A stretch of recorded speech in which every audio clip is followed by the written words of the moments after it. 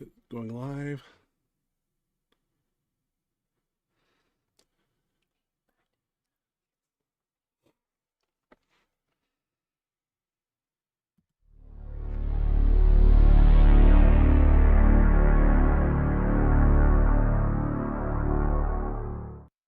And welcome to Benchmonster TV. I'm Ashley Lynn Condre. And I am the Benchmonster. Thank you for joining us this evening. Always great to have you, especially I know the Seahawks are playing right now, so we appreciate you hanging out with us on your Thursday night. Yeah, we got a real cool guest tonight. We got Mike Meatball Lopushok, one of my best friends, and man, we've been friends for a long time, many moons, and I want to get him right on because we got questions and I want answers. So let's do this little introduction here. We'll bring Mike on. Mike Meatball Lopushok is the Kennelly Power Team's resident cure of unusual and confusing injuries and designated explainer of complicated shit. Mike is a coach with an expertise in getting people who have been told they can't lift anymore lifting again. He is everyone's favorite head judge and occasionally finds time to actually train and compete in powerlifting meets himself. Let's bring Mike Lopushok on, man. I'm excited to have you on. Hey, Mike, how you doing? Hi, Mike. Good. I'm excited to be here. Thank you, Mike. Excellent. I've been wanting to do this for a while. Taking the time to be here with us. Yeah, I apprite it, man. Get started with the questions Just right get away? right in. We got All questions, right. man. I need answers. So, all right. Mike, we have our usual questions. I know you're kind of familiar with them. You looked them over. We always have the guests look them over and add a few of them. So let's get rocking, man. Let's do it. So, did you play any sports in high school? If so, which ones? I did not. I was the stereotypical geek, captain of the quiz bowl team, and I was in band. So I was at every football game underneath the sousaphone. That's nothing wrong with that. Okay. All right. And did you lift back then at all, or probably not? I did. Okay. On and off. I mean, it's kind of like a rule. When you're 15, you have to at least try lifting weights, right? For a guy, maybe. Yeah, for guys, yes. It's part of the essential male experience, you know. So I enjoyed it, but I never stuck with it. I had not had whatever it had to happen in my head click yet. Gotcha. Okay. How did you get into lifting weights and fitness in general?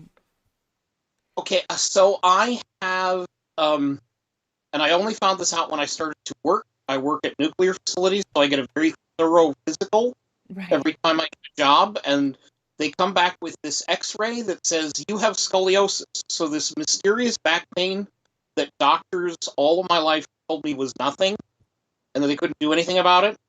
Well, if any of them had bothered to x-ray me, they would have found out I had scoliosis, and I would have gotten PT, and it wouldn't have been an issue. But they were too lazy, and so I wound up with deformed vertebrae. And in order to strengthen that mid-back, because it's right underneath my heart, okay. In order to strengthen that mid-back and pull those shoulder blades back and improve my posture and give some space for that, and hurting all the time, I started doing rowing movement. So lat work was what actually got me into everything else. And I did it long enough that I found out it was really helpful. And then I started to notice that my body actually started to change. And I'm like, wait, this thing that I always thought was just going to always be, generally soft and pudgy, is actually perfectly within my control. And so I started lifting regularly and kept with it. And I did this alone for the longest time, and then I discovered that gyms were actually a fantastic place. So there was a time when I was living in New York City in graduate school, and I ran out my weight set. And I thought, do I buy more weights or do I go to the gym? And I'm like, how about you drop a set and go to the gym? And it turned up that I ran into a really fantastic hardcore gym in Yonkers, New York, and loved it. And they were the polite people in all of New York City, were the gym rats at the Cross County Shopping Center Powerhouse Gym in Yonkers, New York. Oh, wow. Okay. That's cool. How did you meet the bench monster? Can you tell us that story? Okay, so I moved up here to Washington, and I was looking for a gym, and I ran into this guy at work who was like covered in tattoos, had big giant cage earrings, and he was talking about this hardcore gym that he was going to. We were in a safety class together, of all things. And so he's talking about this hardcore gym, and I'm like, well, that sounds like what I'm looking for. So I go there, and it turns out that he and I wind up being training partners for a couple of years. Oh, wow. And then all of a sudden, this 100-pound plate, these start appearing in the gym, and they have Kennelly written on them. That's true. And rumors start flying around the gym how this guy is coming because the gym that you went to went out of business, and how this guy that could bench press 1,000 pounds was going to show up.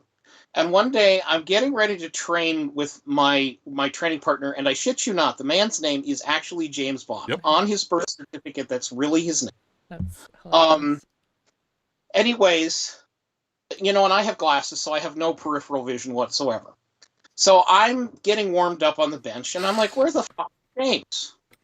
And I look up, and I see out of the corner of my eye, James is standing there talking, but it looks like he's talking to a wall. And I'm like, what the fuck is James doing talking to that wall? And I turn to look at him and yell at him to get him to come over and get his ass in gear. And I realized that wall had a head on top of it. And I'm like, that can't be all one. Oh my God, that is all one person. And of course, that was Ryan. Right. And so when I heard rumors that Ryan was coming, I had sworn myself that I would talk to him and at least get a little advice. And you have to remember that when this was, I had never seen a photograph of Ryan where you aren't either going like this, Yeah. bleeding out of your eyes, Yes. or flipping the camera. Like, those are the only pictures I had ever seen of Ryan.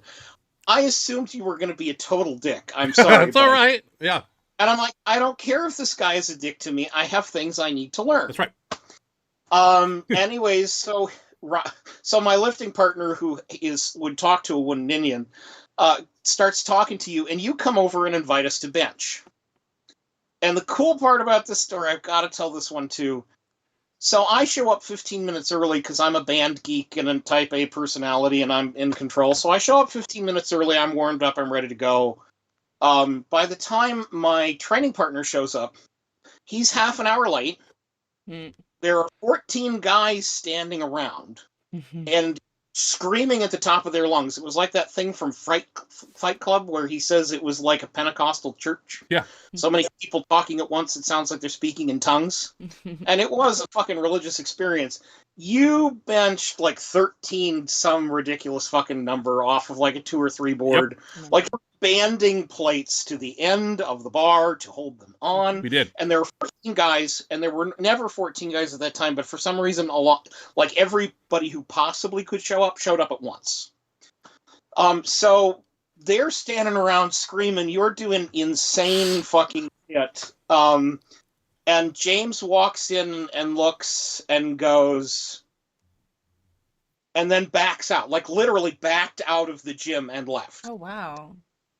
Yeah, I don't know. You probably didn't notice it. No. I saw him out of the back, and then I'm like, where the fuck did he go? Wow. And I'm like, dude, this is amazing. Why aren't you here? Anyways, and so I talked to him like a few years later. Because he and I continued to train for a little while, but from that moment on, I trained with you guys for Ben. And he said to me, the second I saw you with them and saw that look on your face, because that was the first time I'd ever benched 275. And I benched 275 so frickin' slow, like you could have gone out and got pizza, come back, and I still would have been pushing. Yep. But you grabbed my hand and flung me off the bench and said, well, good grind, that's how you actually get big and strong. And, and he said, the second I saw that happen, I knew that I had lost my lifting partner to the Super Friends, which is what he called the team at the time. And he was a teensy bit butthurt, but he knew. So that was how I got into lifting. And the next question you're going to ask me is, how did I get into powerlifting? And it was, you guys were like, dude, if you're going to train with us, you have to compete. It's true. And then you're like, dude, there's a meet in, like 6 weeks or something. And it's here in town, so do it. And I'm like, oh shit. Pressure. That was my first powerlifting meet. Welcome to the club. Okay. I think I was about 350-ish around that time. That's why I was very big. You were very big. Yeah, very massive. Let's see here. Now, did you start out equipped or raw? So I started out raw just because I didn't have any gear. I figured. Okay. And I part of me has, like, I haven't gotten as far in equipped as I would have, simply because I keep being like, well, let me get up to this size or this number before I start buying gear. Right. And it's never really materialized up until right this point. And to be honest, I probably am glad that I didn't, because there's kind of been a revolution in bench shirts recently. Yeah. Not unlike the revolution during, the amazing period from which I see all these pictures and hear all these stories, when you were breaking records left and right in the Phenom. Yep. So that revolution is happening again. And to be honest, I'm happy I skipped the first one, because I think the newer shirts are a lot easier to use. Yeah. So I'm very happy to enter into it where I am now. But I felt like I did not have a massive athletic base to begin from. So I think I needed that time in order to have something to bother putting in a shirt. If I'm going to buy a $400 shirt, What was that last part? I said if I'm going to buy a $400 shirt, I better have a decent body to put inside of it. Something that's actually going to be able to push Right. $400 with iron. Right. Gotcha. What were your numbers at your first meet? I don't exactly remember, but there is one detail that the story I need to share is, so Ryan comes up to me, we're warming up for deadlifts. So when I was warming up with you, and he comes in and he says, I don't know how you full power guys can do this. It just, 3 lifts is exhausting enough. I couldn't imagine 9. And I looked up at him and I said, well, here's how this works. You pace yourself. I'm about to total what you do in a single lift. Yeah. So I was just thrilled that I had a 4-digit total. I know I squatted 385. I think my bench was under 300 pounds. Maybe it was 300, something around in there, very low. Okay. A deadlift in the 4s. It was nothing, absolutely nothing to write home about. Once again, I started competing immediately, and I had no impressive athletic base when I started. So, Okay. Do you remember what federation that was, I was Mike? just gonna ask which meet that was. Probably one of was it, or was it was one of Larry's UPA meets. UPA meets. Okay. Was it at RAB though? It was at RAB. It was probably the first one we did at RAB. That's what I was thinking. Okay. Which of the 3 is your favorite of the power lifts? See, this is a tough question, because it has kind of a threefold answer. When I first started, I loved the deadlift, because that was the lift that came along for me best. I love the bench, and of course, hanging with the Benchmonster. Yeah. It's currently my favorite, and currently I am bench only. Okay. But damn it all, if you don't make the best looking pictures when you're squatting, like if somebody's going to take a picture of you and you want to look like a badass, squat during. So like, it's the one thing is that you do not look awesome bench pressing. unless you look pretty quick. So if you have arms that are 2 feet around, I'm sure you look awesome. But the what I like to call the cock portrait position, which is because everyone in the audience is looking straight into your crotch. It's Pretty much. not. It does not make fantastic Not the pictures. most flattering angle. That's true. True statement. What are some of your favorite accessory exercises for each lift? Okay. So I'm going to take the opportunity to mess with everybody's mind. My favorite squat existence movement is the trap bar deadlift. It doesn't belong with deadlifts, it belongs with squats. And that has to do with how it loads the muscles in your leg. It was actually invented by another person with scoliosis named Al Gerard, so that he could train for squats without putting load on his curve. And Al Gerard, like a lot of the more famous scoliotic powerlifters, if you looked at him from the back, he looked like a pretzel. And so what it did is it makes your torso very short, which means that you can reach down really and deadlift amazing numbers.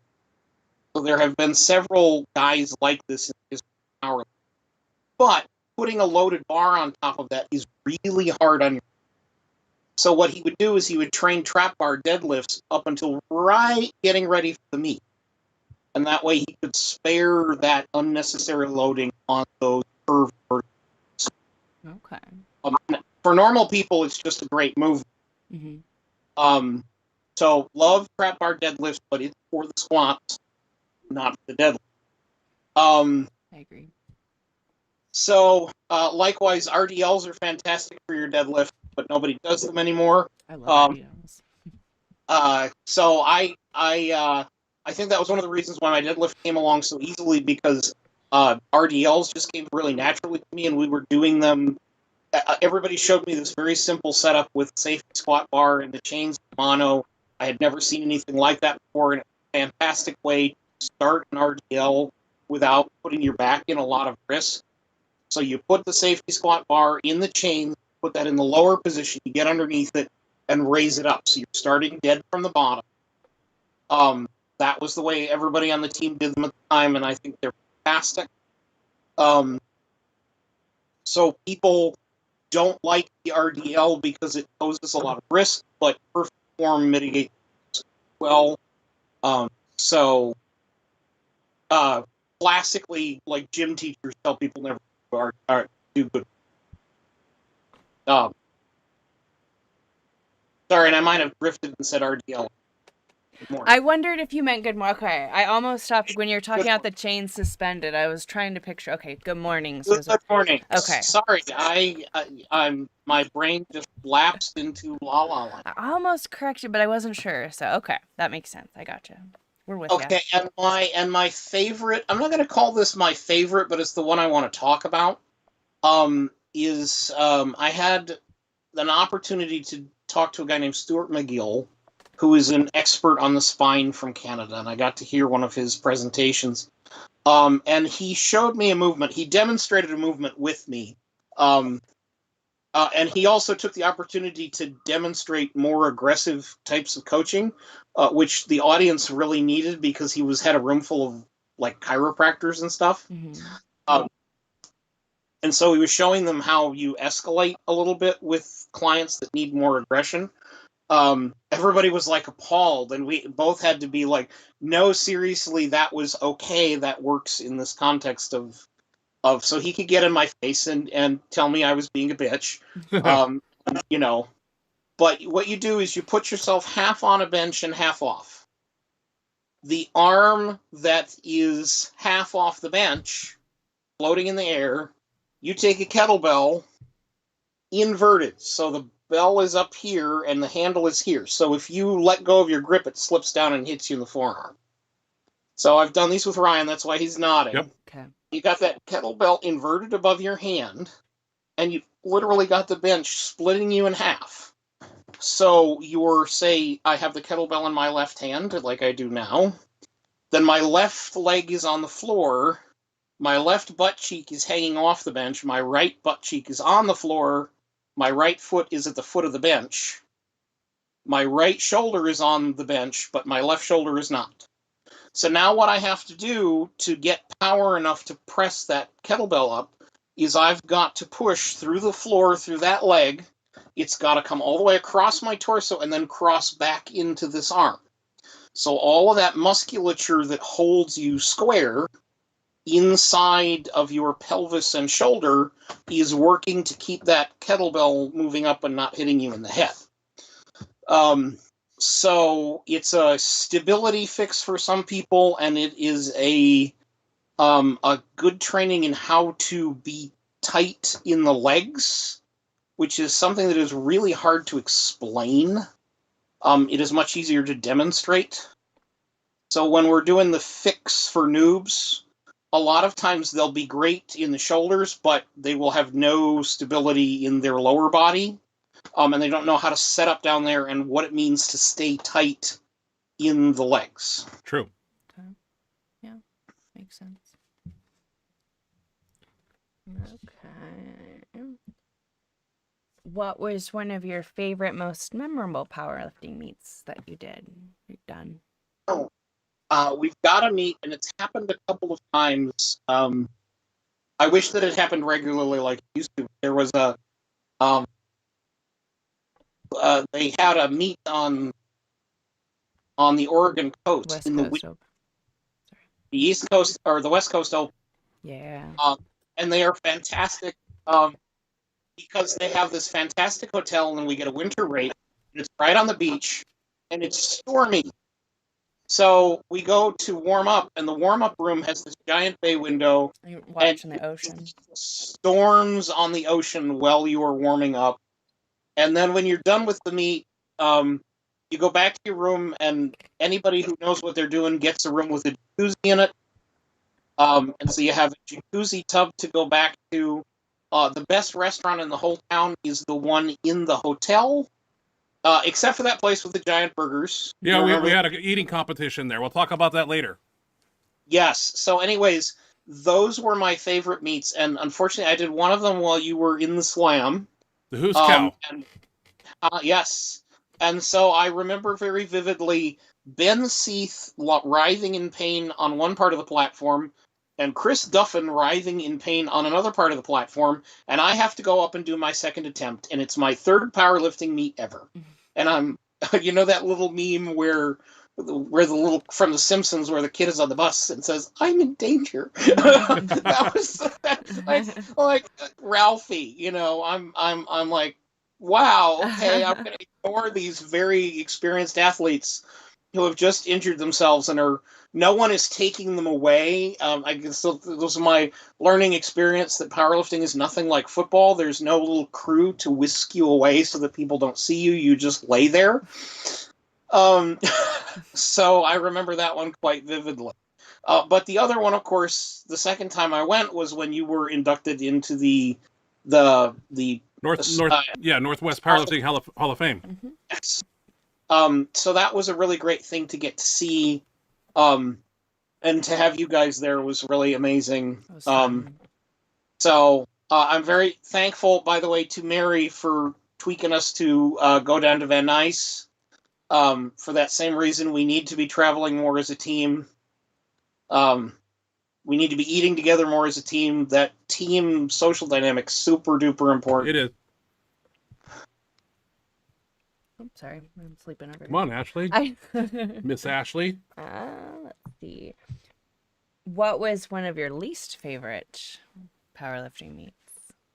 Oh. The ones that are always my least favorites has nothing to do with anybody but. I had gone through an amazing prep, and I was ready to like 360. And we're in a gym that is a CrossFit, and it is a bonehead mistake that I now warn everyone about. there is a thing called a CrossFit bar. And a CrossFit bar has 2 sets of ring markings in it. One of them are powerlifting rings, and one of them are Oli rings. The inner rings are the ones you use for powerlifting. And so I had grabbed either a CrossFit bar or an Oli bar. And I had warmed up, and all of my numbers were really low. And so I had one of our WISE team members, a guy named Robert Gormis, Yep. Who does just by eyeball what you have to have a velocity meter otherwise to do. He can predict how much you're going to lift based on how fast you moved what you're now. It's practically a superpower once you figure out how to do it. And he said, you need to lower your numbers. So I lowered all of my numbers. And then I got out on the platform, and all of the weights went chunk. And I didn't realize that something had changed to then raise my second and third attempts to know what had happened. So I didn't do that. And so I didn't get the numbers that I wanted because of the simple boneheaded mistake. And that's the only thing I remember about that meet, is having screwed that up. Because as soon as I figured out what I had done wrong, all of the fun that I had had was basically, and it's like, damn it. So please be aware, there are the ring markings on bars there are varieties of them. Cheap bars will sometimes have completely irregular markings. Mm-hmm. And if you train with people who do Oli lifts, their bar markings are different. So don't make that boneheaded mistake. It cost me what would have otherwise been a fantastic day of powerlifting, because that prep went amazing. So I blew that, getting those numbers on the platform. Bummer when it works out like that. What are some of the most impressive, memorable feats of strength that you've witnessed for squat, bench, and deadlift? Oh my. Well, like when I started and was training with Ryan, that was mind blowing every time I would go in. Yeah. Mm-hmm. I mean, it was just it's sufficiently impressive that it takes quite a while for that to wear off. It seemed like, but I'm trying to think of some of the most genuinely impressive. Like, we've had a lot of really fun stuff. I remember there was a time when Larry, myself, and Gormis went down to Portland, and we tricked Larry into getting like 40-pound PR on the deadlift. So he wound up getting a 580 raw. Oh wow! Yeah, and Gormis completely. So basically, all I did, and he was like, "Oh my God, you fed me so much! I can't believe I ate that much going down." And I'm like, "I never pushed you to eat anything. I just asked you to go to a restaurant every time I got hungry." But me and Gormis, are enough peer pressure to eat that he got fueled up going into this meet. We would go into Elmer's, and I don't know if in Portland there's this cafe, Elmer's, and we would take a four-top between the three of us. We couldn't see any table. It was just plate after plate after plate. So we did that to him for a couple of days.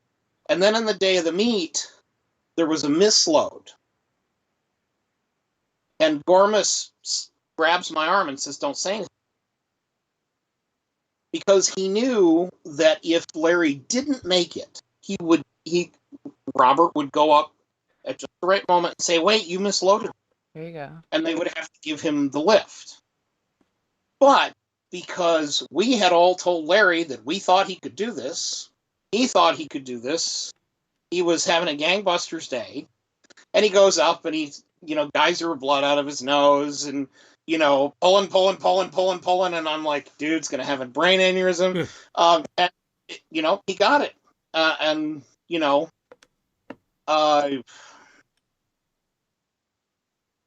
So there's that. Why can't I remember the guy's name? Brian? What lift you talking about, Mike? Brian Walla Walla. Oh, Bishop. Bishop, yep. Yes, Brian Bishop. So far as squats, he's one of the more spectacularly impressive squatters I've seen. I've actually seen him squat and have his belt pop off and still make a lift. Oh yeah, That was great. That was fantastic. Although I do remember one time when the same thing happened and then he shot out That's of. the time I was thinking. It happened twice. I believe so. I didn't realize that. And of course, it has one of my favorite head judging memories. Is also a Brian Bishop story. So I was about 320 the first time, and he was about 340, and I'm sitting on one of those rental chairs, and he's deadlifting, and he gets up to the top, and I could see that the lights were on and nobody was home. And he starts tipping forward. And I'm like, oh my God. Because I'm just having pictures of what happens when, 680 pounds of dude lands on a rental folding chair. Yeah. And, how they would be picking that out of my ass for hours. Yeah. Because that would have been what would happen. And Larry grabs him in classic Larry fashion, and they both kind of crumpled down together onto the floor because he was out. Oh, wow. Yeah. So those are the sorts of things that happen at powerlifting meets around here. It's, a lot of fun. And for the record, Mike, Brian Bishop was about what, 5'11", 350, 340? Big guy. Yeah, he is a large man Yeah. who climbs. I mean, he's a lineman, so he works on electric. Wow. Yeah. Yeah. So imagine him trucking all of that up the side of an electric pole. Yeah. Jeez. It's amazing. That's cool. Yeah. So yeah, no.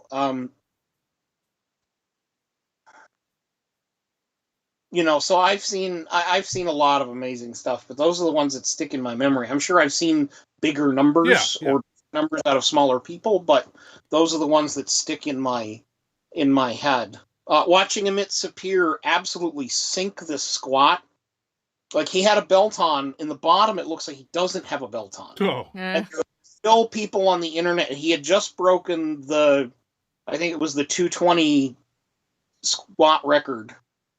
And it was like 800 and I forget how many pounds. So astronomical amount of weight on this little tiny Israeli dude. He looks like the Incredible Hulk when you see him in photographs. That stops being nearly as impressive when you walk up to him and he comes up to here. And that's on me. Yeah. So he is a short little mofo. Anyways, but he sinks this squat like you can't see his belt because there's quads in front of it. Anyways, and people are bitching on the internet that he was given that squat and that he was high. And I'm like, you people are insane. Wow. First of all, you're trying to judge depth from the front, and this is the best example I can think of how bad of an idea that is, because he's literally tucked in so tight that his quad is fully covering the belt. Wow. Wow. Because he had enormous quads and little tiny knees, which is perfect bodybuilder anatomy. Right. And I remember him coming in. This was when I was in Portland. I was working with Duffin, and this guy is whining about how he's never going to manage the low bar squat. And I looked at him and I said, dude, you have rear delts that anyone else would kill for. You could put 2 bars on your back and still have them sitting on your delts. So stop whining and start working. Because this is entirely in your head. There is nothing, I could tell he didn't have any significant glaring muscular imbalances because you could actually see all the muscles, Of him being a bodybuilder. It's like, you'll be fine if you just focus and stop. And I don't often get that way with people, but he needed Need to hear it. So, and I needed to say it because, Had to get it out, huh? Sounds like he needed to hear it, definitely. What injuries, if any, have you had to deal with, and how did you recover? The only time I've injured myself in the normal way, like I did something I shouldn't do and I got hurt, I tore a meniscus and I wound up having to have that operated on. And that was to the point where people at church said, Mike, stop limping and go to the doctor. And that was a simple little cleanup. Everything else all the things I really struggle with powerlifting, however, are from deformity. So the scoliosis, I thought was going to be a major issue, and that once I really got into lifting enough and understood the importance of upper back work, the amount I have to do to maintain the scoliosis thing is a drop in the bucket compared to counteracting all of the pressing. The thing that's really waylaid me is my knee. So I was not knee ever since I was a child. And, I always thought this was just, some foolish cosmetic and didn't think anything of it. Well, I actually wound up wearing through all of the cartilage in both knees without realizing and began to wear into bone. And this creates a condition which if you had told me about it before I would believe you, is called rapid onset osteoarthritis. So people who either have incredible pain tolerances or otherwise have no ability to stop or reduce their movement load will wear into the bone, and the bone chips in the synovial fluid, the lubricant joint, actually become an abrasive. And so instead of lubricating the joint, they actually cut even more aggressively into the rest of the cartilage in wearing away bone. And so when my knees were finally replaced, my right knee had lost half of its patella, had been simply worn apart. So there's only half of it left, and about 2/3 of my left patella. And I didn't. The reason I found out that I had this condition was that my right knee became infected.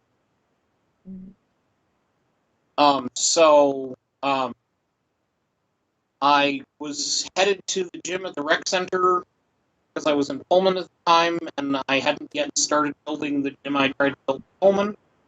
I was headed into the rec center, so I run my errands for the day. I run to the rec center, and I start walking away from the car, and I realized that if I had gone in and exercised, my knee hurt so badly that I probably wouldn't be able to. So I get in the car and I go home, and I ice it. And a couple of hours later, I was pale and shaky and in excruciating pain, and my stepdad drove me to the emergency room, and they throw me in a CAT scan machine and say, "Oh, well, you have arthritis, you need to see an orthopedic surgeon, here's some pain pills, go home." And it gets worse. And I go through all the pain pills, and I start getting fever. So the next night I go back to the emergency room, and a much older, wiser ER doctor says, "So when the doctor sent you home yesterday, had you taken a sample of the fluid in your knee first?" And I said, "No, doc, he did not, and I'd kind of like to see it under a microscope. I thought I had gout." And he's like, "Well, that's a theory, and that might be true. Let's see what happens when we sample your knee." Because gout can sometimes happen outside of your. So he sticks the needle in there and pulls back, and it's not clear. And he takes about 2 syringefuls out and says, "Well, it happens that the best orthopedic surgeon in town is here in the hospital tonight, so let me have him come in and talk."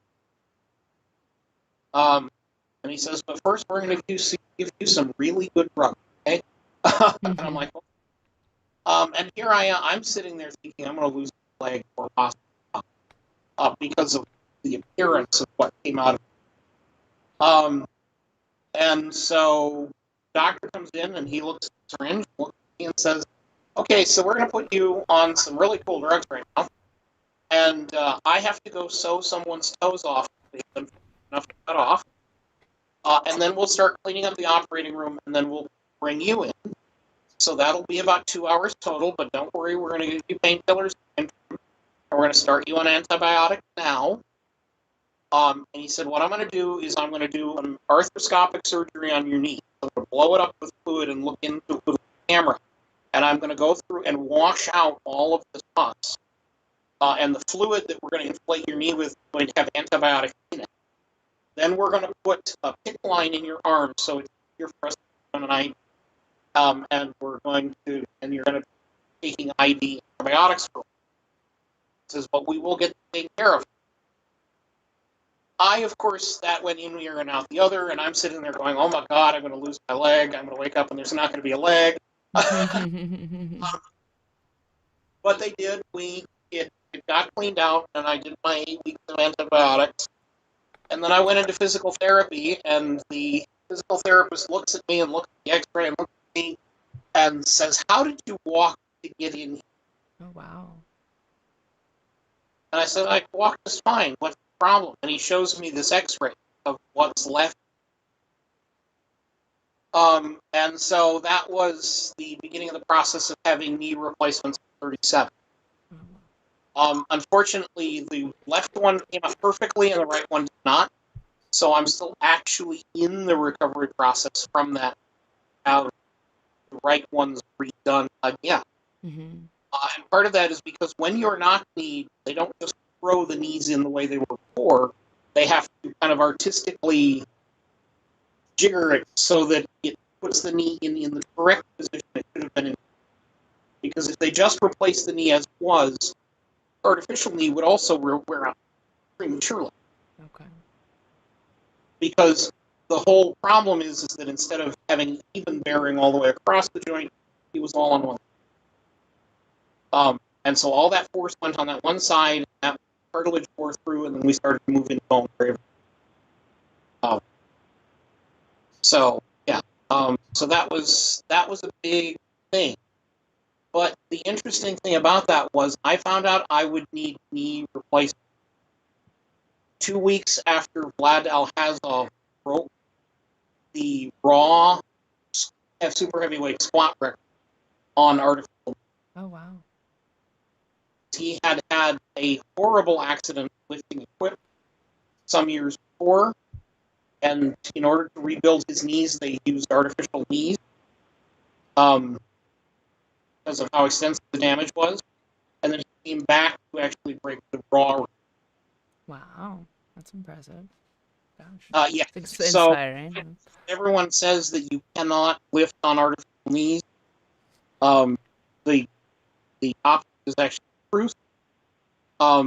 Doctors advise you not to lift on artificial knees, or that is the general advice for artificial knees, because most patients, they want to wait until the patient is so old that the knee will last longer than the patient, so they don't have to try redoing surgery.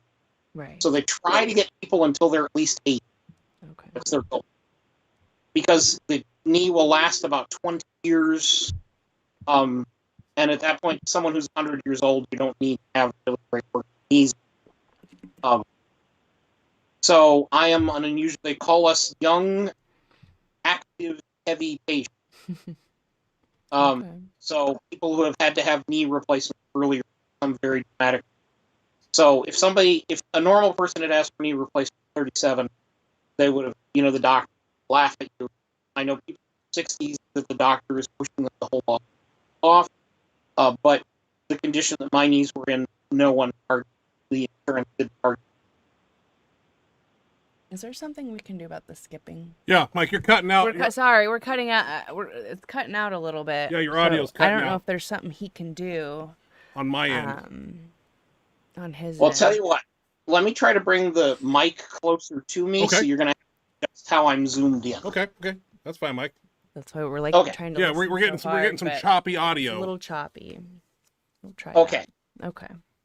So, anyways, am I a little bit clearer now? Yeah. For now. For now, yeah. But it was kind of going where it'd be okay for a little while, and I'd be like, Yeah, oh, but- great, and then it would start again. So we'll see if Yeah. this lasts for a while. We want to make sure That's we're hearing funny. everything you're saying. So That's funny because I have a really clear connection here, and I have all my bars and all that stuff. yeah, I And don't. it's where I am, so that's fun. Yeah, I wonder why that. I don't know why that is, but thanks for being patient with us. Did you have anything else that you wanted to say?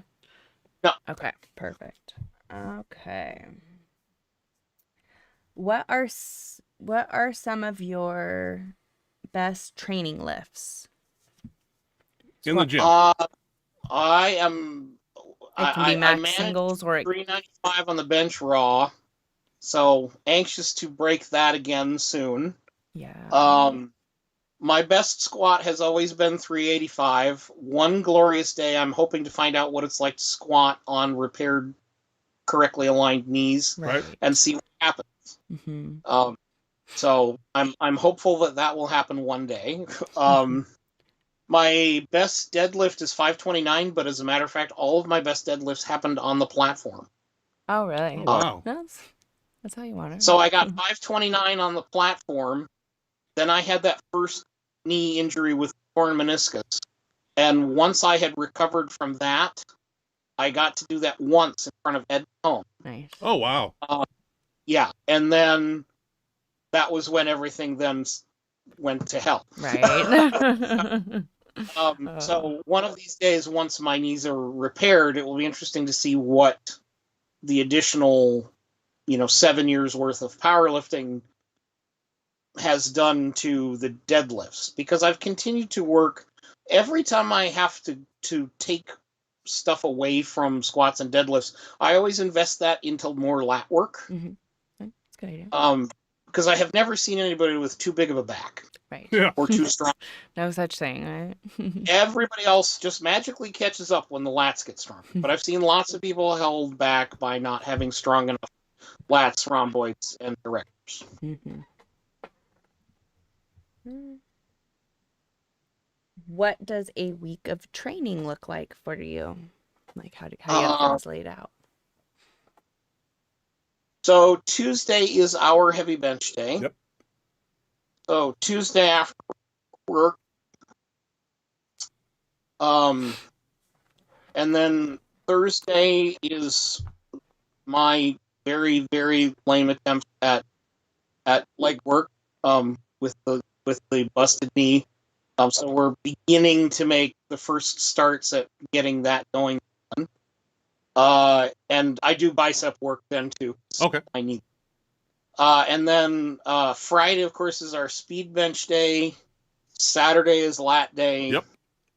So that has been all I've been getting in right now. I would really love to be in the gym more, but life is not supporting that. Understandable. So, That's understandable.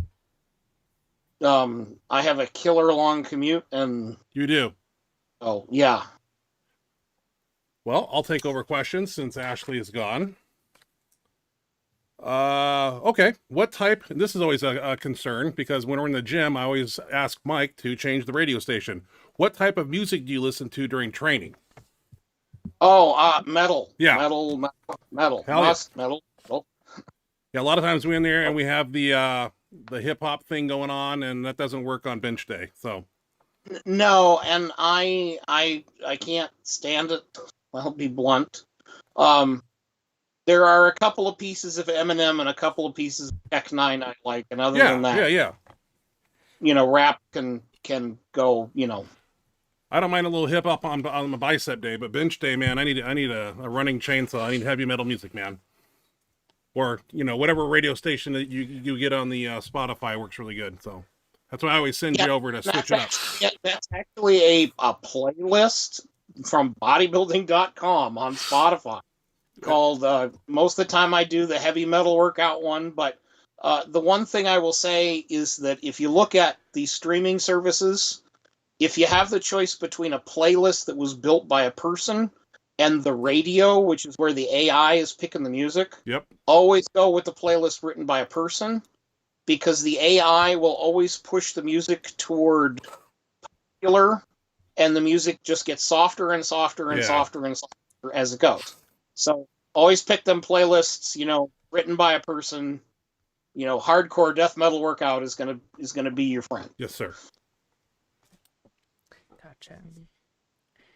What is the best advice lifting wise anyone has ever given to you, and who was that person? Oh, this is a tough one. And I mean, and like a single piece of advice, versus actually having been retaught to do something. Because obviously, I can talk about all the things I've learned from Ryan. But Ed Cohn at my deadlift, and I was deadlifting because I'm not a small guy, so I would set up like Benedict Magnuson or Brian Shaw or Eddie Hall does for this conventional deadlift. And he's like, no, you need your feet as close together as you can get. I'm like, that is super uncomfortable. He says, yeah, it probably feels like you're about to get stuffed in an envelope. But that's where you need to start. And then move outward from there. If you have, that's where you need to start. So for us guys, we look at these fantastic deadlifters. Well, for somebody like, Benedict Magnuson when he was, 300 some odd, or 400 probably some odd pounds, that is as close as he can get his feet. So for that conventional deadlift, actually get the feet closer together, I have found improves things for a lot of and it doesn't look nearly as freaking impressive, but it happens to actually get. Okay. I wondered if that was going to come from Ed Cohn. I knew you had met him, and I was hoping we'd hear a little bit about that. That's good. We should have put a question about that, how you met Ed Cohn. We can play around with that. Yeah, we'll get back to that. We can throw in some Ed Cohn question stories at the end. Let's see. Sorry, that's where I was at here. What is something about you that would surprise all of us? It's always when we ask. It's kind of fun. Yeah, although the funny thing with me is that there are very few things about me that don't surprise me. So I was at work, and I had taken a coworker who is in training out into the field to show him something, and we got talking about, and I mentioned that I was getting ready for a powerlifting meet, that I would be competing in November. And he was actually very surprised. He's like, that wasn't, which kind of like, stab. He didn't think I would be the sort of person who would be doing that. But then again, I also have to realize most people think that I look like a retared powerlifter instead of like an actual powerlifter. But that's because most people expect powerlifters to look like bodybuilders. True. So it's like, no, it's not that I retired. It's just that that I'm that fat.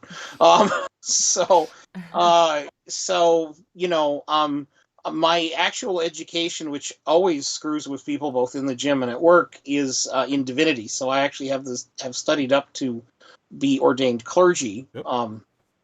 And for a long time I had put that aside, and now that's becoming to be a consideration again. So, which would be really fun, because then it would be Father Mike. We have to change your nickname to Father Mike instead of Meatball? Call you Father Mike? Or it might Father wind up being... which I guess we can talk about why I'm called Meatball. Yeah, that's a good question. How did you get that nickname, and who gave it to you? I mean... Okay, so, and of course, here's the funny part, is that in effect, that was you. I know. But it's only because we had a guy who lifted with us named Russ Petty. And at the time when he was trying to come up with my nickname, I couldn't even remember his name. So I would look at people and snap my fingers and go, deltoids. Yeah. And no one even hesitated in saying Russ after I said deltoids.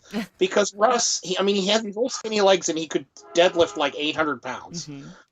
And he's one of the more colorful characters that we've ever lifted with, but he has enormous delts. Yeah.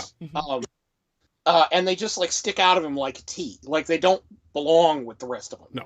Paul called him you know, Sticks. Paul That Roach was- nicknamed him Sticks because he had Yes. long, because his legs. long legs. Yeah. Either Yes. one works. So, personal. anyways, yeah, but he has very, very prominent deltoids. Yeah. Yeah, he does. So, anyways, so he wanted to call me Butterball. And Ryan thought that was a bit harsh, so they settled on Meatball. Yeah. So thank you, Ryan. Well, technically, Mike, the story goes. I think it goes even. It goes deeper. We were at little the Dubuque, Iowa. Larry, myself. It was when I went out there and did the 1074 bench press, all-time world record out there.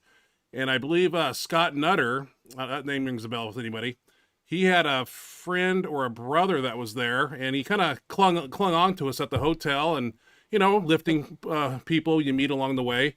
And his nickname was Meat, I believe. And so Larry was there, and Larry and I, we said, "Where's Meat?" And I think that was his nickname. And so when we got back, I looked at you, Mike, and I said, I just had met Meat. He had a nickname. And I was like, "Mike, we'll call Mike Meatball." And I don't know how it stuck, Mike, but it. Now, was this in the same conversation where no one could remember who invited me? Same thing, yeah.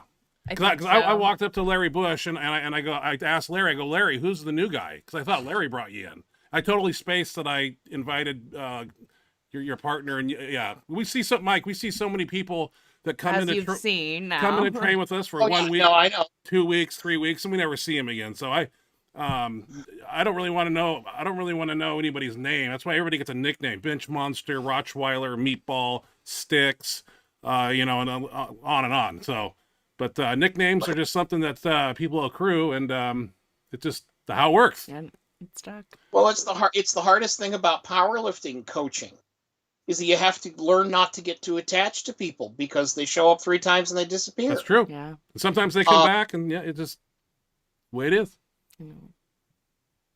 All right. It's really, really frustrating when you run into promising people. Yeah. Yeah. That is very frustrating. You see people wasting their talent.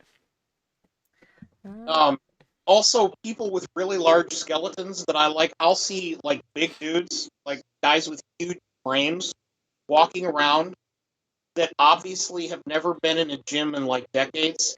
And I'm like, you're wasting an amazing This is what's going on in my head. I know it's crazy.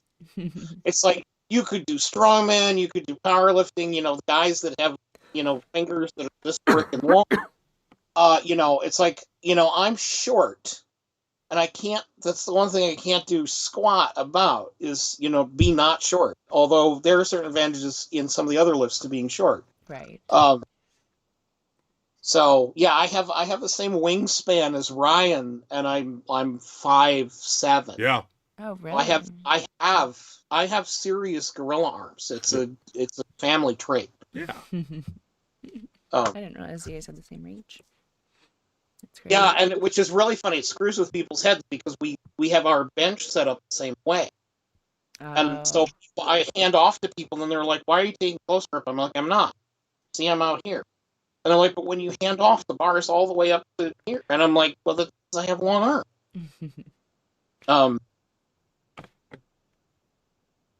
Yeah, interesting story on how you became Meatball. That's kind of cool.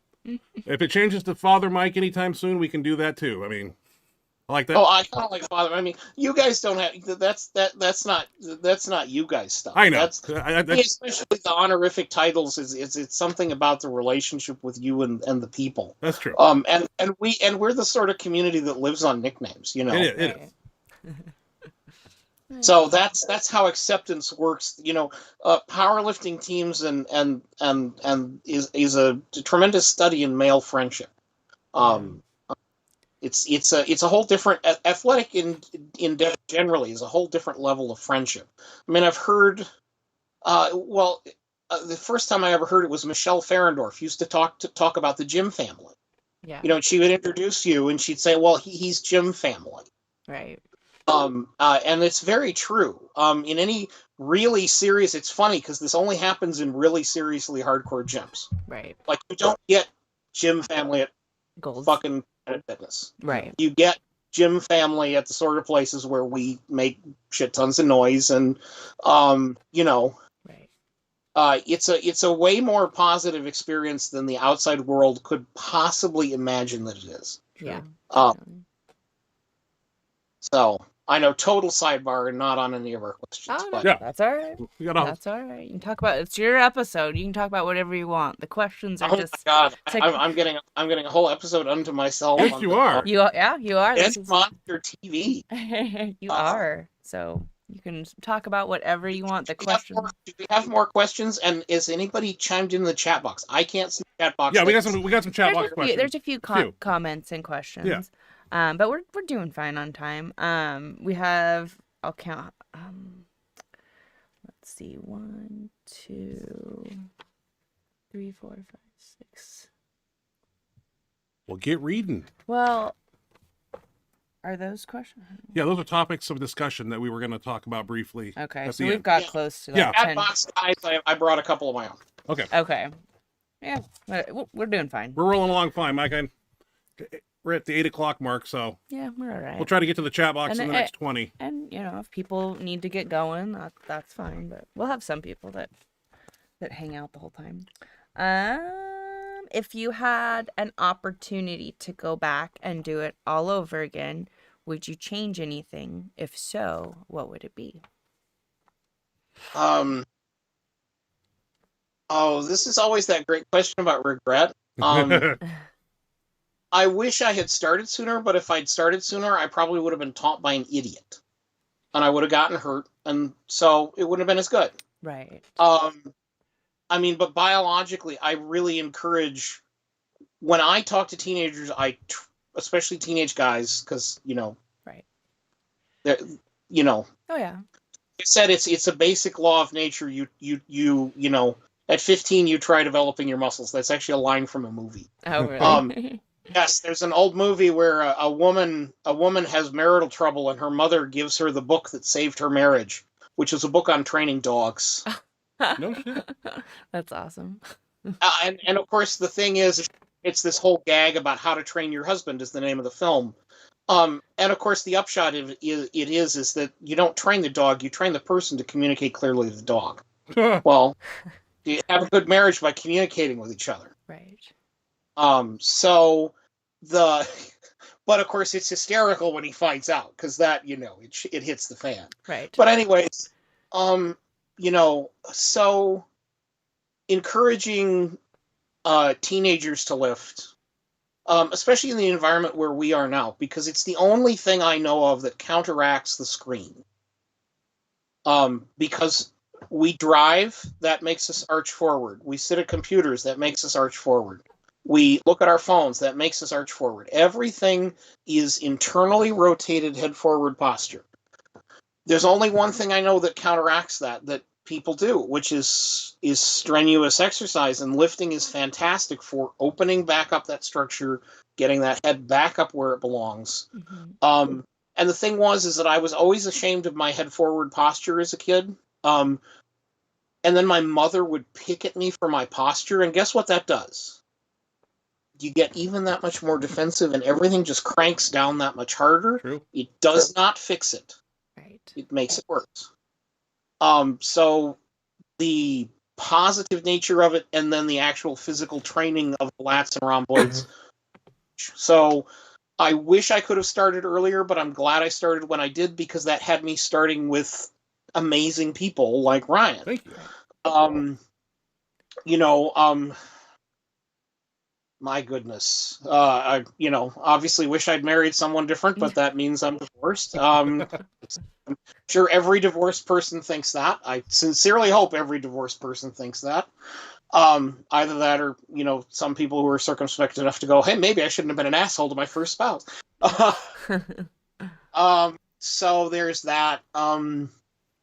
Obviously, I wish that I had been more assertive with doctors and learned how to manage doctors earlier in my life, because a lot of nagging medical conditions I have now are from going to, and a lot of them are from one particular bad, lazy doctor that was the doc box at my clinic in my little podunk town where I went to high school. Is that the one that So didn't even take an X-ray of your back? I mean, that just seems so he's basic. also the one that prescribed erythromycin to me every month of my senior year for sinus infections, instead of taking an X-ray of my head and sending me to an ear, nose, and throat doctor. Mm. Oh, wow. So that did two things for me. First of all, when I finally got a job and I got insurance of my own, the first thing I did was go to an ear, nose, and throat doctor. And I had begged to go to one all throughout high school. And I found out that I had a deviated septum. And so my constantly backed up sinuses were getting infected. No shit, Sherlock. The other thing is that by giving me erythromycin, which slows down the emptying of the stomach, and by being on erythromycin that much of it for that long, I very badly damaged my esophagus. And I have acid reflux to this day. Oh, Start wow. Wow. from that. So you would think that this would be obvious that you don't leave a high school student on antibiotics every, Right. but apparently that was just too much to ask of this. Yeah, he sounds worthless. Yeah, so that was so that's one of them. I learned a lot about good doctors and bad doctors, how to manage doctors, and how to fire them when they need to be fired. Right. So we can talk about that later. But so yeah, that was different. Obviously, I guess the biggest regret that I have is there are a lot of people. One of the reasons why I decided fuck it, I'm going to California. Don't care what happens. This time because there are a lot of people that I thought, wow, it would be really awesome to meet that guy, even if he's crazy, like Rich Piana. I almost got a chance to meet Rich Piana, and then so there are so many people that I wish I had gotten better, that I wish I had gotten to know all. Can't let that stuff slide. Life is just too freaking short. Because you never know, obviously, us powerlifters, we might pop our clogs any second, or they might step out in front of a bus, or they might one day just decide to fuck off and disappear, and we'll never hear from Right. you. I don't even have to give you the name of all. I do. Oh, yeah. So, as my pastor is fond of saying, be swift to love, because we do not know how long we have. But yeah, so actually get to know those people, ask those stupid questions, don't be afraid to look dumb.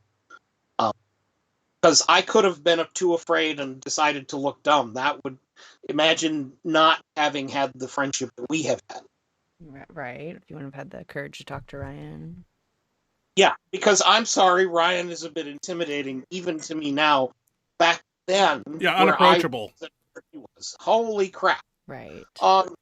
And to be honest, those of us who are into the sport, in some ways we do that on purpose. I know that we do. Because sometimes people suck, but you still have to take the risk anyways, right? Yeah. Yeah. So that guy that looks so incredibly fucking intimidating, and I have a few examples that we know locally.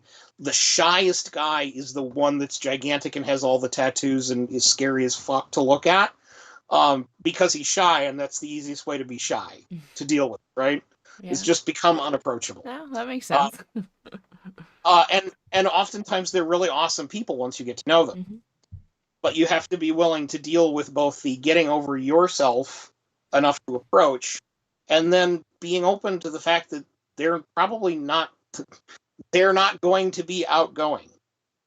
Right. Because they're shy. Mm-hmm. And not assuming that people are assholes just because they're shy. I had to learn that one too. Yeah. So, like Joe DeRusi, the bodybuilder from here, Yep. who's now, Richland Fire, and he's moved on to BJJ, so he's lost a whole bunch of weight. So he's now merely huge instead of ginormous. And he's one of those guys that like makes 275 look like 3 tons. He does. Because that's what bodybuilding is for, is to make, That illusion. to make Yeah. to make a mountain range out of a single mountain, you know. But at any rate, once he met Susie, you know, she's the most outgoing person in the world. And, you know, her kind of prying him out of his shell. It's been kind of fun to watch. Yeah, they're So super cute together. yes, they are. And like I said, talk about Gym family, because they were, you know, she's another one of these that's the life of the party. We know so many people who are like, so where was I? We were drafting. What's our next question? Next question. Are you ready for the next question? Okay. Outside of powerlifting, what are some of your hobbies and things you enjoy doing? Oh boy. I have loads of, actually, probably makes me be the like most confusing Instagram in the world, right? Because obviously I'm a church guy, Right. and I'm a musician. So you'll see as much church and music, and I am of Ukrainian extraction, which is why I get the unpronounceable last. So I do everything down to and including making the decorated Easter eggs. So if you go on my Instagram, you'll see eggs that I have done, and they're actually eggshells. It's always fascinating to hand these to people. They go when they realize that that's just emptied out chicken. Grab it wrong, you'll just crush it. Right. And they take hours to make. People are like, "Oh, you should sell these." I'm like, "No, I shouldn't, because that thing would cost like $200 to Yeah, make." I've seen it, Mike. It's very talented work. I make them for people I love and for important things, and you know that's what they're for. I teach people to make them, and I will charge people for that. But so that is that. So you know, it's, and of course I'm fascinated by the sciences. So it was always the great debate in high school was, should I go get the science degrees first or the humanities degrees first? Because I wanted both. And it's the one thing that irritates me is this vast separation between the two, because I don't think there are two universes. I think there's just one. And the more different fields of knowledge you can tie together, you find this richness in the answers of things that otherwise don't happen. Which is why, for example, I'm such a psychological coach. Because I have found, you know, most people have somewhere between 10 and 40 pounds on any given lift trapped in their brain somewhere. And you need to find out how to elicit that and get that unstuck. And I've done this with Ryan. Yep. So you can attest that this works. Because I've had you, you know, tell me that you can't do pull-ups. And then I take you over to the pull-up bar and make you do a pull-up, and you do a pull-up. Yep. And I've, you know, gotten in your face about, you know, not being afraid of the weight anymore. Mm-hmm. Sometimes, and then lo and behold, things, you know, shoot back up to where they need to go. That's right. So there is a lot to be gained from coaching psychologically and understanding the psychological implications of coaching if you are an astute enough person to do that. Now, there are some people that just shouldn't try to fuck around in other people's heads because, you know, they have the emotional depth of a teaspoon, and that's fine. But, you know, that is a way that people are. If you know how to read people and interact with them in psychological ways, it can be a fantastic tool. Oh, yeah. Definitely. Okay, move on to the next question here. Where do you see yourself in 10 years? Oh. Or What's that? more sore. Yeah.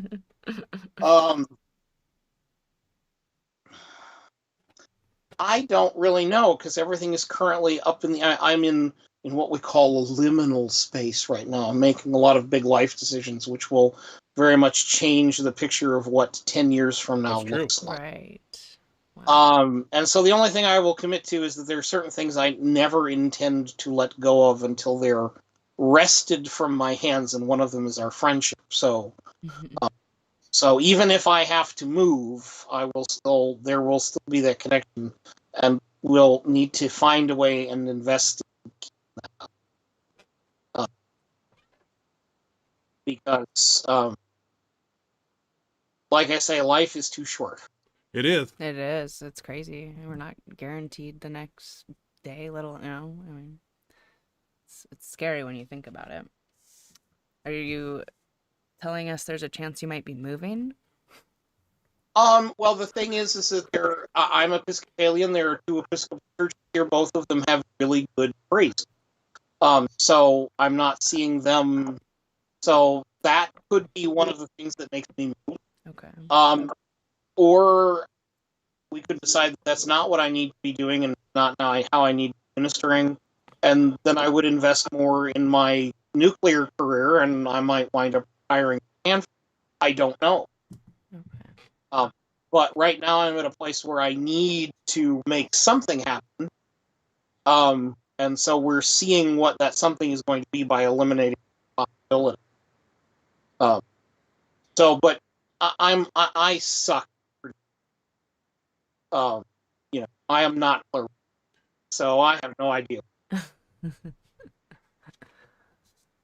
We're cutting out a We're cutting out a little bit, Mike. Are you able to do anything? I can't do anything on my end, no. Okay. So the one thing I will tell you is I will continue lifting. Okay. And the thing is that my whole goal has always been to just try to figure out how strong I can possibly be. Mm-hmm. Which is funny because everyone goes, oh, that's good to have a nice realistic goal. And I'm like, how is it any different to say I want to break a world record than to say I want to be as strong as I possibly can be? The only possible difference between the course of action there is that the one person, once they get to have the world record, they'll keep going. Right. But otherwise, both people should be trying full blast, full bore the whole time. Correct. Right. So, and one thing I will tell you is that I will definitely have my knees replaced before, so hopefully I will have, not hopefully, I will make sure that I have correctly installed artificial knee point. Okay. Because this is ridiculous. Yeah. I know. I thought you had to have one knee replaced, Mike, or you have to have both of them done again? No, one knee is fine, the other one is fine. Okay. That's what, okay. Just want to clarify. Where are we at, Miss Ashley? When you first started out, what lifters did you look up to? Well, obviously, like, intro to this world was Brian. Right. So, Thank you, Mike. So anyways, there's that one. Actually, the first powerlifter I'd ever seen or read anything about was Mike Wolfe. Mike Wolfe? Yeah, so at some point I had found a copy of Powerlifting USA with Mike Wolfe on the cover. Yeah. And of course, he winds up featuring in the story several times because he's exactly my height. So it was like, oh, okay, so someone I can actually model after, because I kept seeing all of these giant 6'1", 6'2", 6'3", 6'4", and I'm like, well, that's not how I work. Right. Another huge influence was Donnie Thompson. So he broke the 3,000 fairly early when I was fairly early on in lifting. Yep. He's actually the reason why I shaved my head the first time. Oh. So he broke the 3,000 with a shaved head, and I'm like, yeah, that looks pretty good. And then I'm like, next meet I shave off all the hair, and I'm like, yeah, that looks way frickin' better than the skunk trails of gray and the balding patch in the back. Yep, going with that. Thank the Lord, I have a cool shaped head because I had a bald grandma. Whoa. So anyways, and of course, once I start looking into the history of everything, I see all these fantastic looking pictures of you and Mendy hamming it up in a meet, or you and Mike and Sean Latimer, and who's the fourth one in that picture? Mike Wolfe, Latimer. Meeker? Nope, not Meeker. Oh my God. Arm wrestler guy. Brandenburg. Brandenburg. Yep. Clay Brandenburg. Yeah. So anyways, there's this great picture of the Chicago Bench Bass for Cash where yeah. you're all doing boiler comparisons. It's one of the things I loved about powerlifting when I discovered it. It was like, oh, there is a sport for where my big gut is not. Absolutely. I haven't had a gut since I was 8. It's just where everything goes, you know. And so I'm big and slow and clumsy. And I'm like, there is a sport for big, slow, clumsy people? Sure. Why didn't anyone tell me about this before? Now give me a whole minute to walk across a hotel ballroom. It's fantastic. Yeah. I love that picture you're talking about too, Mike. I always pop that up on Facebook once in a while. We'll take a look at it. That was a moment in time. Because there's the picture of you and Mike like comparing boilers, and then there's the picture that someone was smart enough to take off to the side, showing where you're arched back like all the way and sticking it out as far as you possibly can. He's just standing there naturally. Normal, yeah.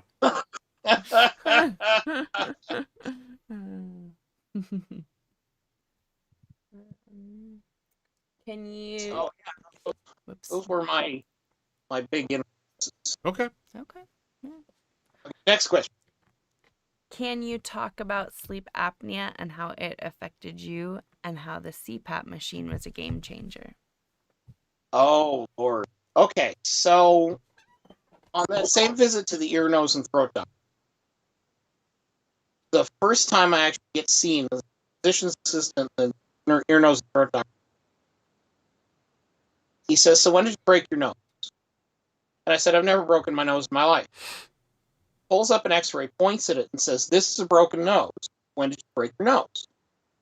And I said, the only thing I can think of is I was thrown off a horse when I was 8 years old. I said, that makes sense. And then he says, he sticks the mirror in my throat, in my mouth, and he pulls it right back out, and he looks at me and says, whoa. And I'm like, that's really not comforting. No. What? Whoa.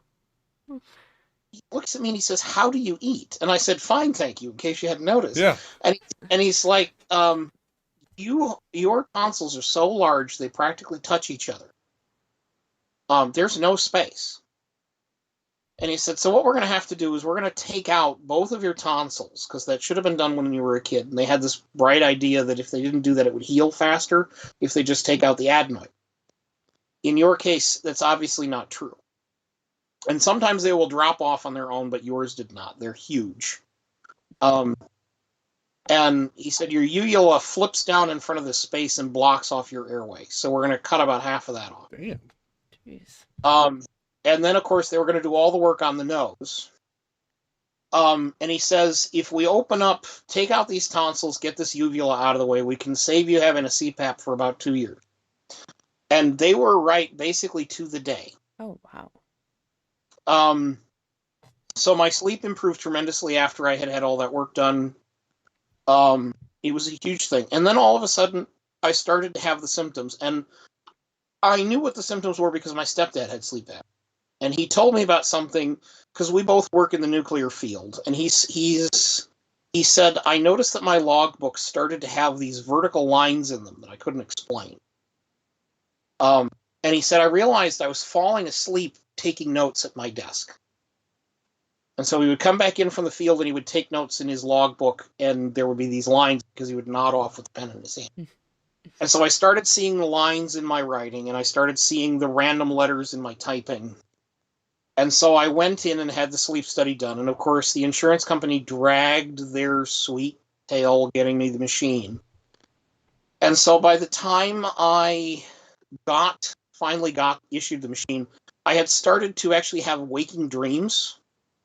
So I was sitting in a meeting, and I had this redheaded safety professional. Her name was Irene. Amazing lady. Anyways, I walked into my boss's office after the meeting, and I said, Irene was saying the weirdest stuff in that meeting. And my boss looked up at me like I had grown an extra head, and he said, Irene wasn't in that meeting. And I went, oh, shit. I'm actually hallucinating. That's how tired I am. Oh, jeez. And so I was driving in my sleep, like I would wake up at home. Oh, wow. Yeah. And so I finally got the machine, and it was not merely game changing, but life changing. Yeah. Without any work whatsoever, you drop 20 pounds of pure fat. And once you get used to sleeping with the thing, it took me about 3 days to get used to how you breathe, because you do breathe differently with the CPAP on than not. It's almost like breathing inside out. You let the thing inflate you, and then you push the air out instead of sucking air in. Mm-hmm. But once you get used to that, you'll never want to be without it. And you do that for about 3 or 4 days, and all of a sudden you get a week-long visit from Mr. High School Penis. This should be a sign in every sleep center office. Um, because obviously your reproductive health is very deeply tied to your circulatory health. And so it does amazing things.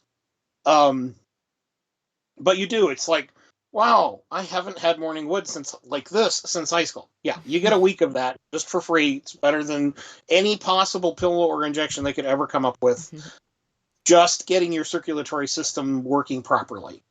So the other thing is, it made a tremendous improvement in my acid reflux disease, because part of the acid reflux disease was pulling.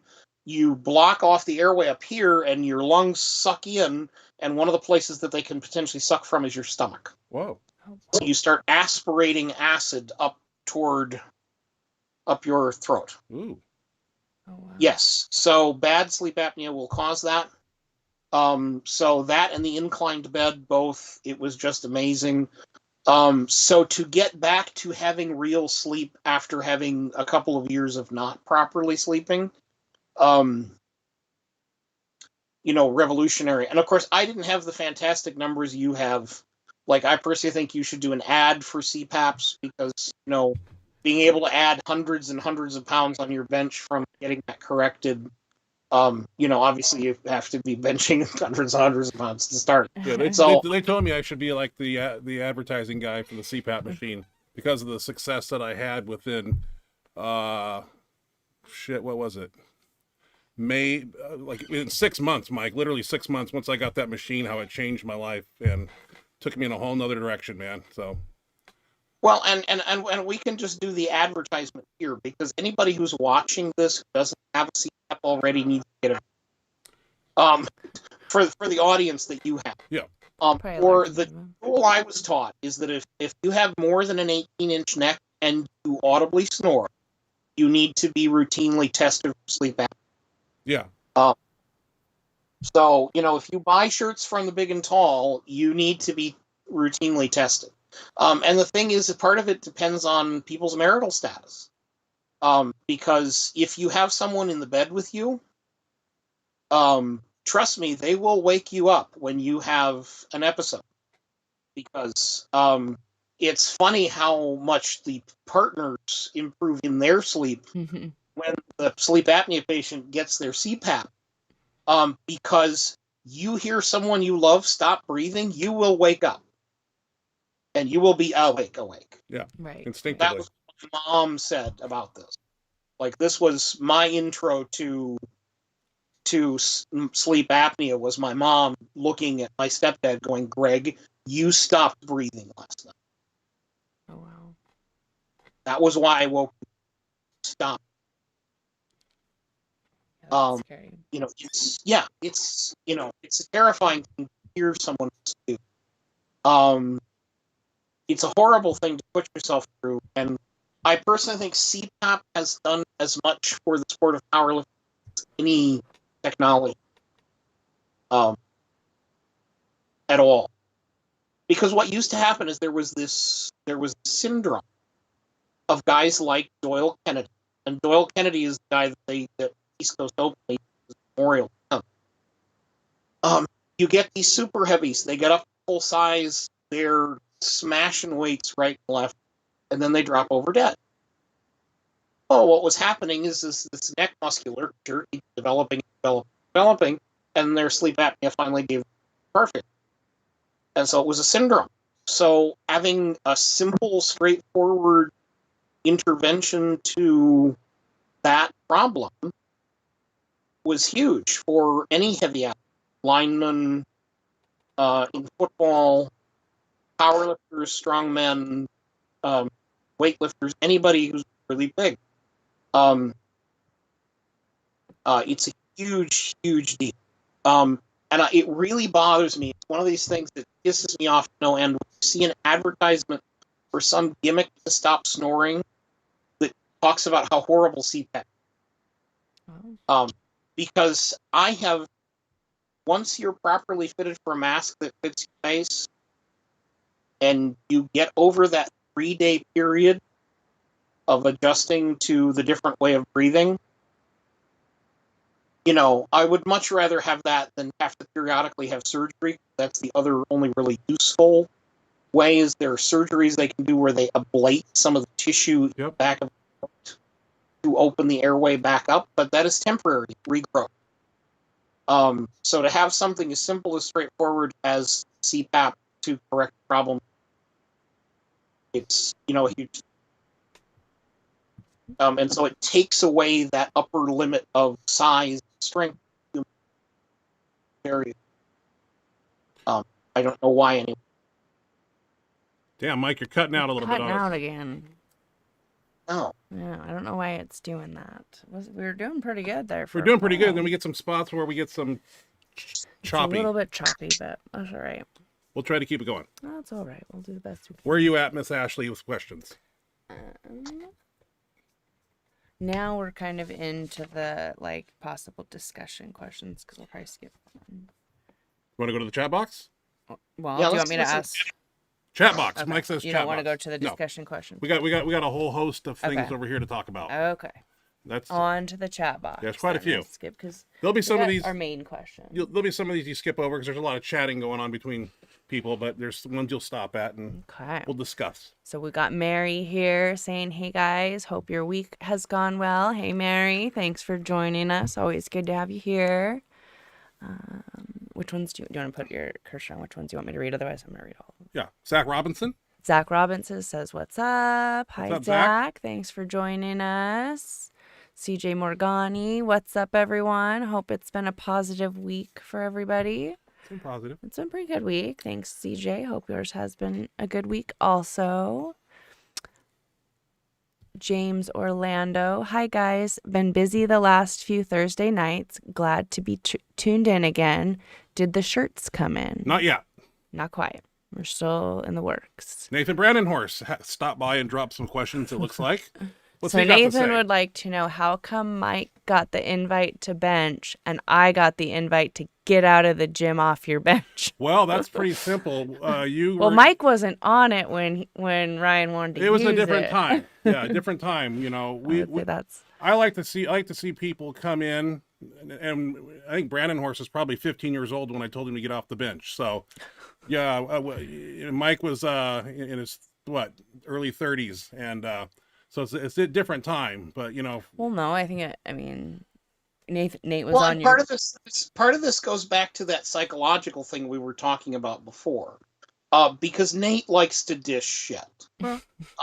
And the thing is that works great for Nate, and so you can't be in. Nate isn't entirely positive as a coach, and you can't be entirely positive with him because that competitive streak is very important to the psychology of Nate. true.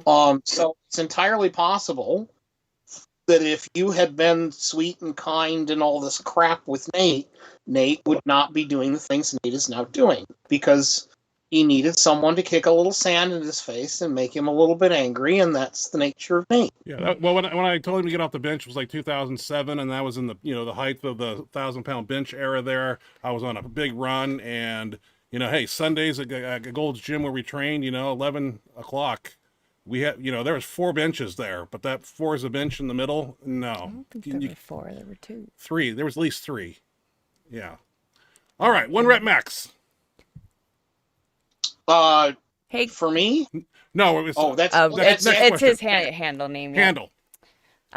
1 rep max. "Hey guys, better late than never. Ha ha ha. Hashtag Ask Mike." I like hashtag Cute. Ask Mike. Nathan Brandhorst also would like to know who could win in an eating competition. Mike, we had one of those. I was gonna say that might be the time for that story. In that little town there. The 7-pound yeah. burger. But although it was a really bad example because you were in the middle of a cut, I was doing. and I had cold. I was doing keto. Yeah, you were doing keto and you weren't eating very much, and I had a cold. Yeah. So, but you did actually get more of the burger done than I did. Was that a 7-pound burger, Mike? I will say that I am a pretty damn competitive eater. What's funny is that I have actually had other people write checks for me to cash. I remember I was working for Duffin at one point, and somebody had gone into this place and done a 3-pound challenge calzone in half an hour. Whoa. And Duffin said, well, Mike could do that in 15 minutes. Did you do it? Oh, I'm glad that you're daring other people to challenge me to eating competitions. I don't know if I actually completed it all within 15 minutes, but I'm pretty certain I was awful close. So it was good too. Well, just to clarify, Mike, when we both tried that was it a 7-pound burger or was it a 3-pound? I can't remember. We didn't buy the 7-pound burger. We bought the 5-pound burger, and we're thinking it's going to be a 5-pound hamburger. Well, that was 5 pounds of burger. Yes. Plus ham, plus eggs, bacon. plus bacon, plus these burgers were enormous. There's a picture of it, I'm sure, on my Facebook.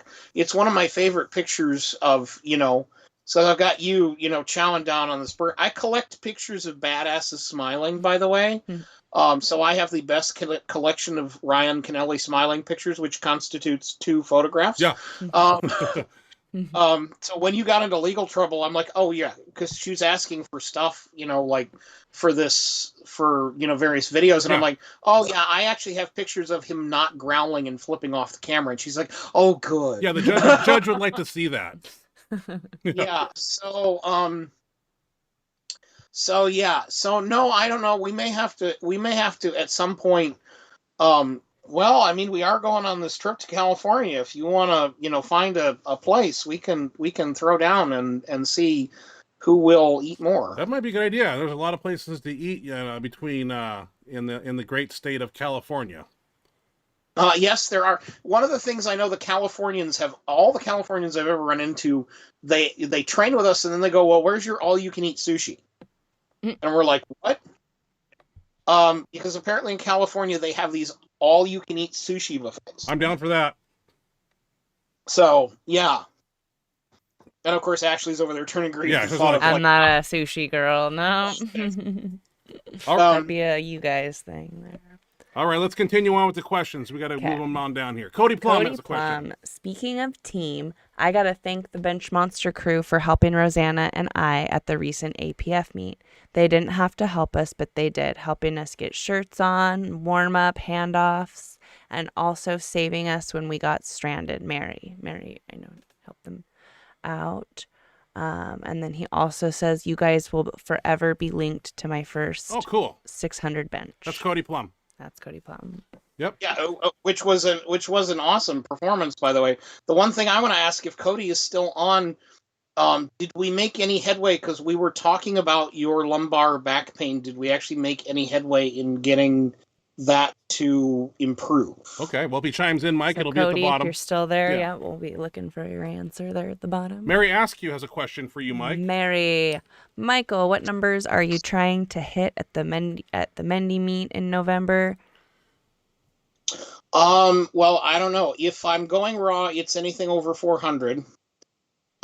If I get lined up with a shirt that I think will actually touch without breaking my arms, it's an entirely new ball game for me. But having had 500 in my hands last training session, I really wish that wrist wrap had stayed wrapped. Yes, sir.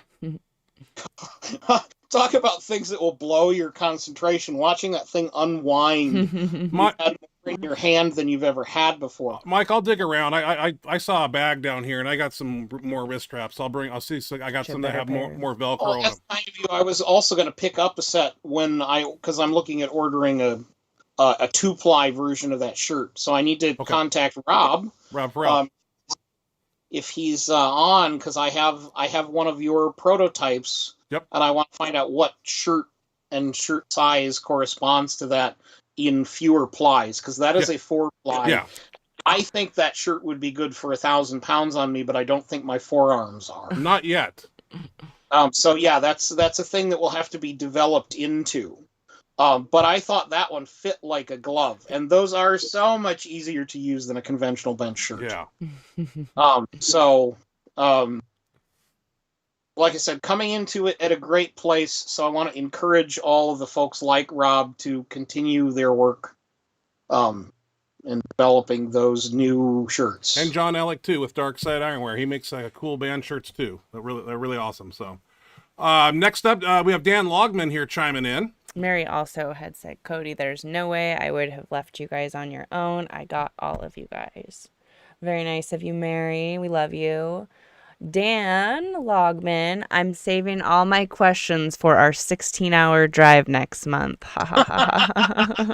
Yes, Dan and Chris are going to be in the car with me. Nice. I'm very happy to have them. That'll be fun, yeah. Mike, are you renting a car? No, I'm taking Bane. Okay. So. God damn, that's going to be a road trip, man. Wow. Yeah, but I'm sorry. I love that car. There would be no way I would do anything other than my Charger or Chrysler 300 for that time. Mm-hmm. Hey, what are California gas prices? Are those is it like $5 and $8? I heard, yeah. $5 and $8 a gallon in that godforsaken state? Oh, I'm quite sure. I mean, they're trying very hard to be a European country. Okay. We'll succeed first with gas prices. Okay. I also heard that you're going to need as of November 4th in California, you're going to need a vaccination card to enter a lot of places down there, which I do not have. Probably that would not surprise me. But then again, our plan for the most part, which I think is wise, is to dine in. Yeah. Especially since we're taking someone who apparently does some pretty freaking amazing Italian. So hell yeah. I'm not going to pass that up ever. Yeah, I'm down. So anyway, it promises to be a good trip, and then this is, Mary being that little ball of energy that makes Gym family work. True. Definitely. Very much appreciate that. Definitely. And that would be advice for all of your listeners that aren't part of our team, is that to get powerlifters to actually do anything, somebody just needs to say, this is what is happening. If you want to show, that's fine. If not, I'm not going to argue with you. Right. This is happening. And then push it through. Yeah. I agree. Yeah. And Mary's doing a fine job. Excellent job. Yes. Yep. Mary, thank you. Yep. No, we definitely appreciate Mary. Paul Loeffler. Paul Loeffler. Hey guys, how's it going? Doing good, Paul. Hi, Paul. Good to have you here. Cody Plum. We do metal only at our gym here in Spokane. Olivier Stowe 11. What's up, guys, from Canada? What's up, Olivia? Thanks for joining us. Good to have you here. Logman Dan says #GymFam. Zach Robinson. Hey Ryan, had a meet in Ohio last weekend, which was my third raw wraps meet. Hit 1610 total. Also another highlight, I met Doug Heath. He was coaching a lifter there. Wow. Well, congratulations on your performance. And Doug Heath, man, awesome guy. I don't think I've ever met him, but I know who he is. And, I say it time and time again, we'll have to get him on the show. Just like I say about everybody. I reach out and get people on the show. Cody Plum, Doug Heath is awesome. Zach Robinson, yes sir, real nice guy too. I went up and talked to him and he was very friendly and gave me his numbers to train in Columbus if I'm ever there. Very humble. CJ Morgani, I remember seeing the Dave Tate table talk with Doug Heath and thinking he was such an amazing guy. Zach Robinson, CJ, I actually talked to him about that interview. He couldn't believe that I watched the whole thing. CJ Morgani at Zach Robinson, it's easily one of the best ones. Zach Robinson, yes sir, my coach is Larry Pacifico also. Wow. Walked in his gym 1.5 years ago, and 3 meets later, I've met a ton of great people out there. I'm very blessed. Wow. Cody Plum, I've watched easily 15 times. He would be an awesome guest on here, but I don't think he does computers. That would make that a little harder, huh? That was kind of why we were like worried about Louis being able to do it, is all the Yeah. technology. Of amazing people that I, missed an opportunity. I almost had an opportunity to talk to John Meadows, but he had just competed in the Olympia and he was being photographed. Oh. So at the end of his photo shoot, I mean, photographers do an amazing job of making these guys who feel like death look like they're ripping the doors. Because by the end of that, he was just exhausted. Mm-hmm. And I'm like, no, I'm going to give this man his space. And, because I was in the old compound and, now I'll never have the opportunity. Another amazing guy. Right. So let's keep scrolling in the chat box. Cody Plum. Cody Plum, I would like to thank Mike for trying to help me with my spine injuries at our last meet, even though I haven't followed hardly anything he showed me. Well, we appreciate the honesty. It's candor is way better than anything else, because if I tell someone to do something and it doesn't work, I then got to figure out something else, unless they're honest enough with me to say, I haven't gotten to trying that yet. Right. Which, I mean, is fine. He did say that but I still he's encourage more... you to do it, Cody. Like, give it a try. I swear. I know that some of what I said sounds crazy, but you and I both know the source that came from, because Cody has also had the opportunity to hear Stuart Mcgill,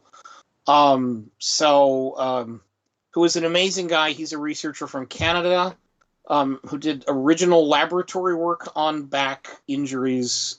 So he is backfitpro.com. So I'll do a little pitch for him. So many of the things that I have taught you that you also ignore came from that same source. Yeah. He did say that I have been way more thoughtful about how I move since you guys talked. So I don't irritate my back and have backed off on my volume and depth. I recently have hit 400 box squat due to this, which sadly is a big win for me. So it sounds like still bothering him quite a bit. Yeah, having but to back off. As soon as we start moving in a positive direction, Mm-hmm. the outlook looks tremendously better. Right. So we're hitting on something that I want to talk about, so I'll stop. Which is a lot of these injuries that people think, well, I have this kind of injury, so I'll never get, because the doctor told me it never gets better, or I've had this problem for so long it never. A lot of these injuries are not injuries to tissue that gets permanently damaged, rather because we keep re-aggravating the initial. And this happens with the back a lot of times because it takes days for the back pain from having injured your disc. So you do something that injures the disc, and it doesn't hurt until 2 or 3 days later. So people don't form that connection in their head, like burning their finger on a stove. And so hunting down and finding these mechanisms of re-injury and additional stresses that we don't take into account in our recovery. And with Cody, that's his work.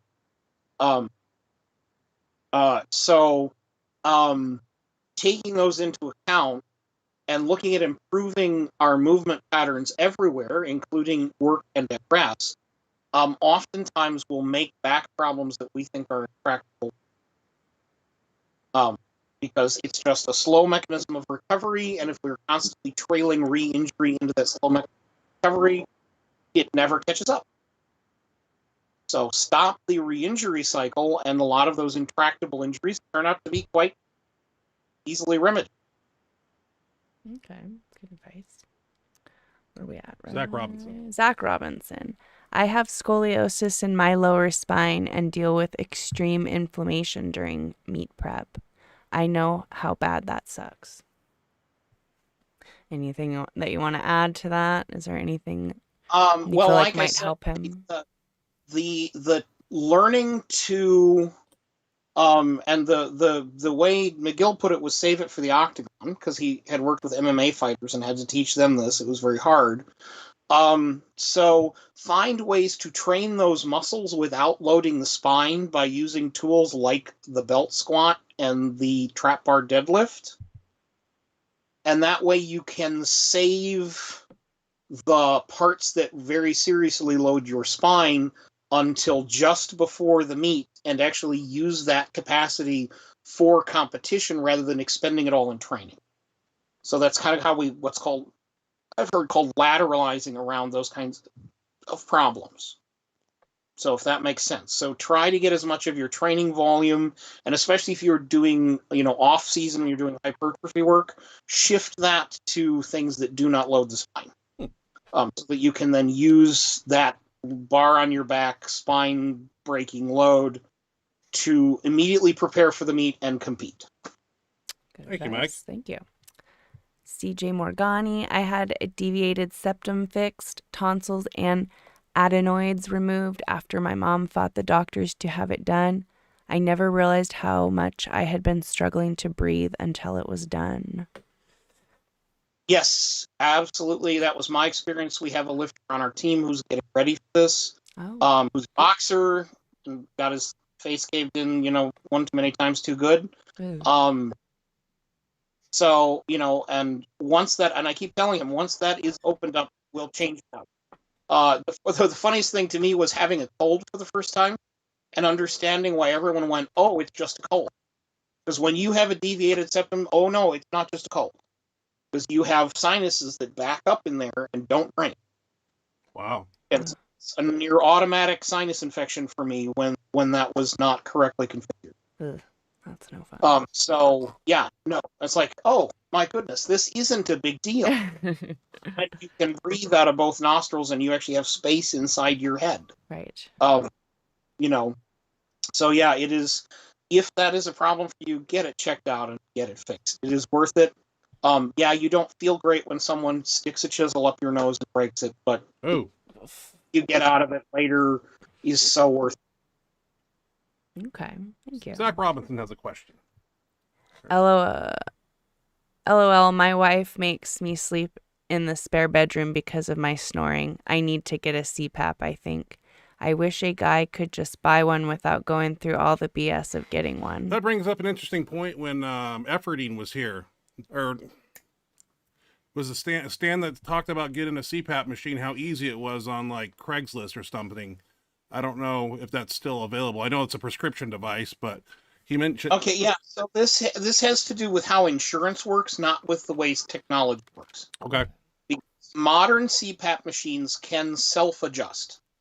Auto, yeah. So if you have access to the machine and you know that you have obstructive sleep apnea, which for most powerlifters is a foregone conclusion. Like with most other people, one of the reasons why you have to have a test is because for a normal-sized person, they need to figure out if they're stopping breathing because of an obstruction, or if they're stopping breathing because their nervous system is failing, or if they're losing sleep because of a condition like narcolepsy. Because those three things are treated very differently. For us 300 and 400 pound motherfuckers with necks, the size of a tree trunk, it's a foregone conclusion. Mm-hmm. And you need to if you get a hold of the machine, you get on YouTube, and the respiratory technicians that have to adjust the machines have videos on how to adjust the machines for training each other. And you go in there and you open up the parameters so that it will go down and high to as far as the computer wants it to. Right. Because the doctors write a prescription and they limit that in. Yeah. And because then they want you to have a periodic retest. Because they're trying to check for other conditions. This is like when you go out to the ophthalmologist and they put the drops in your eyes and they want to take a picture of your retina. They're not doing that to fit you for glasses. They're doing that to check and see if you have glaucoma or cancer. Oh. And it's a way to get to screen someone is to make them do that in order to get fresh glasses. So that's the reason why they do this. The other thing, of course, is that because they want insurance to pay for it so they can charge out the wazoo for these machines. Oh, yeah. It has to be done by prescription.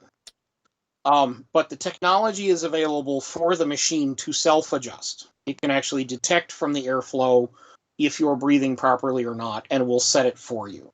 So if you can get a hold of a machine, and once again, you have reason to believe that you're fairly certain that can be done, you can actually set up that way and start at that.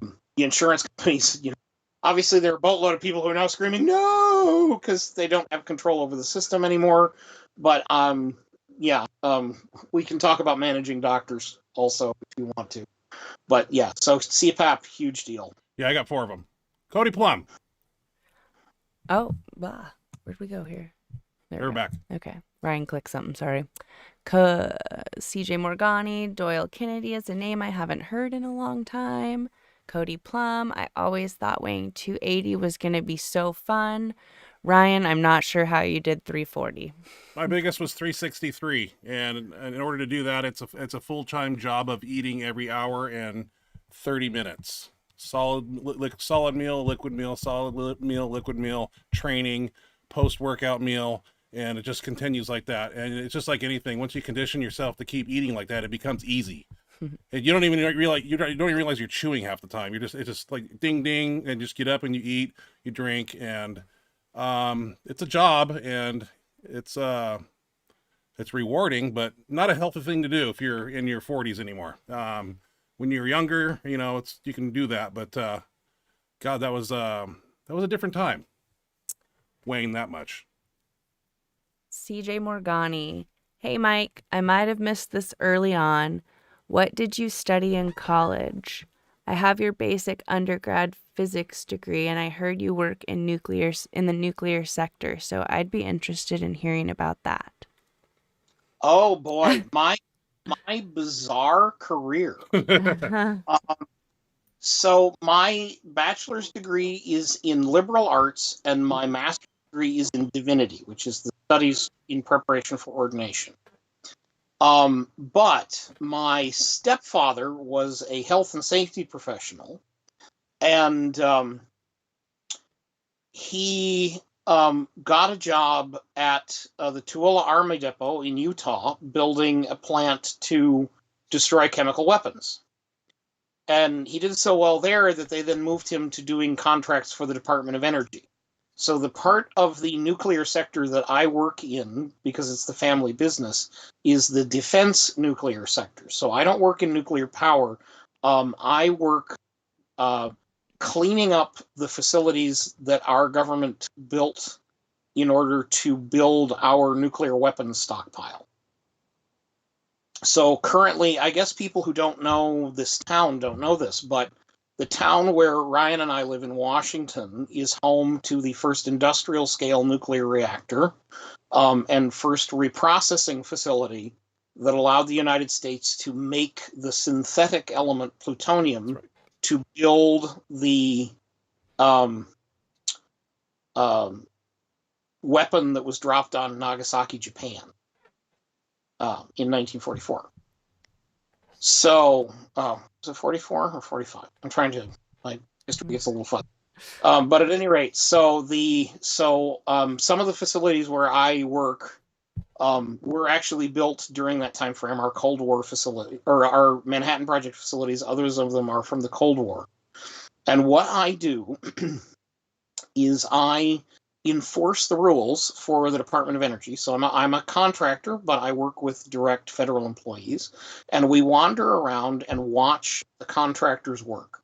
We watch the managers do their management, we watch the workers work, and we remind them gently of all of the safety, health, and environmental commitments that they made when they contracted with the Department of Energy. Because the one thing that we will not do is break any of those rules. So there is stuff that we've been trying to clean up since the war, but obviously we're going to do that the right way. And so keeping that commitment by actually going around and literally, there are people wandering around without safety glasses, or, they're breaking this rule, or they haven't correctly documented this or that. Most of it is a little tiny minutia. But the way we approach that in the Department of Energy is that if you take care of all of these little details and you follow these rules correctly, and there's this whole cycle. When you want to do something, you look at how you could get hurt doing it. You figure out how to protect yourself, either with, protective equipment or by changing the job or whatever it is you have to do to make sure nobody gets hurt doing it. Then you do the job that way, and then you go, how could we have done that? And that little clock drives all the work forward. We look at what we're going to do, we figure out how to do it without getting hurt, and then we do it that way, and then we figure out how to do it better.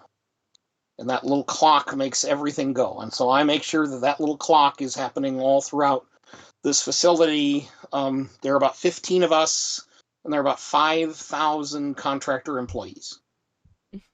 Wow. So it is a daunting job. But I'm thankful, even when I'm just doing something to pay the bills, that it is a thing that does have a positive impact and does make a difference, even though nobody else in the country knows I exist or what I do. I can't even really explain it that well. Okay. Very cool.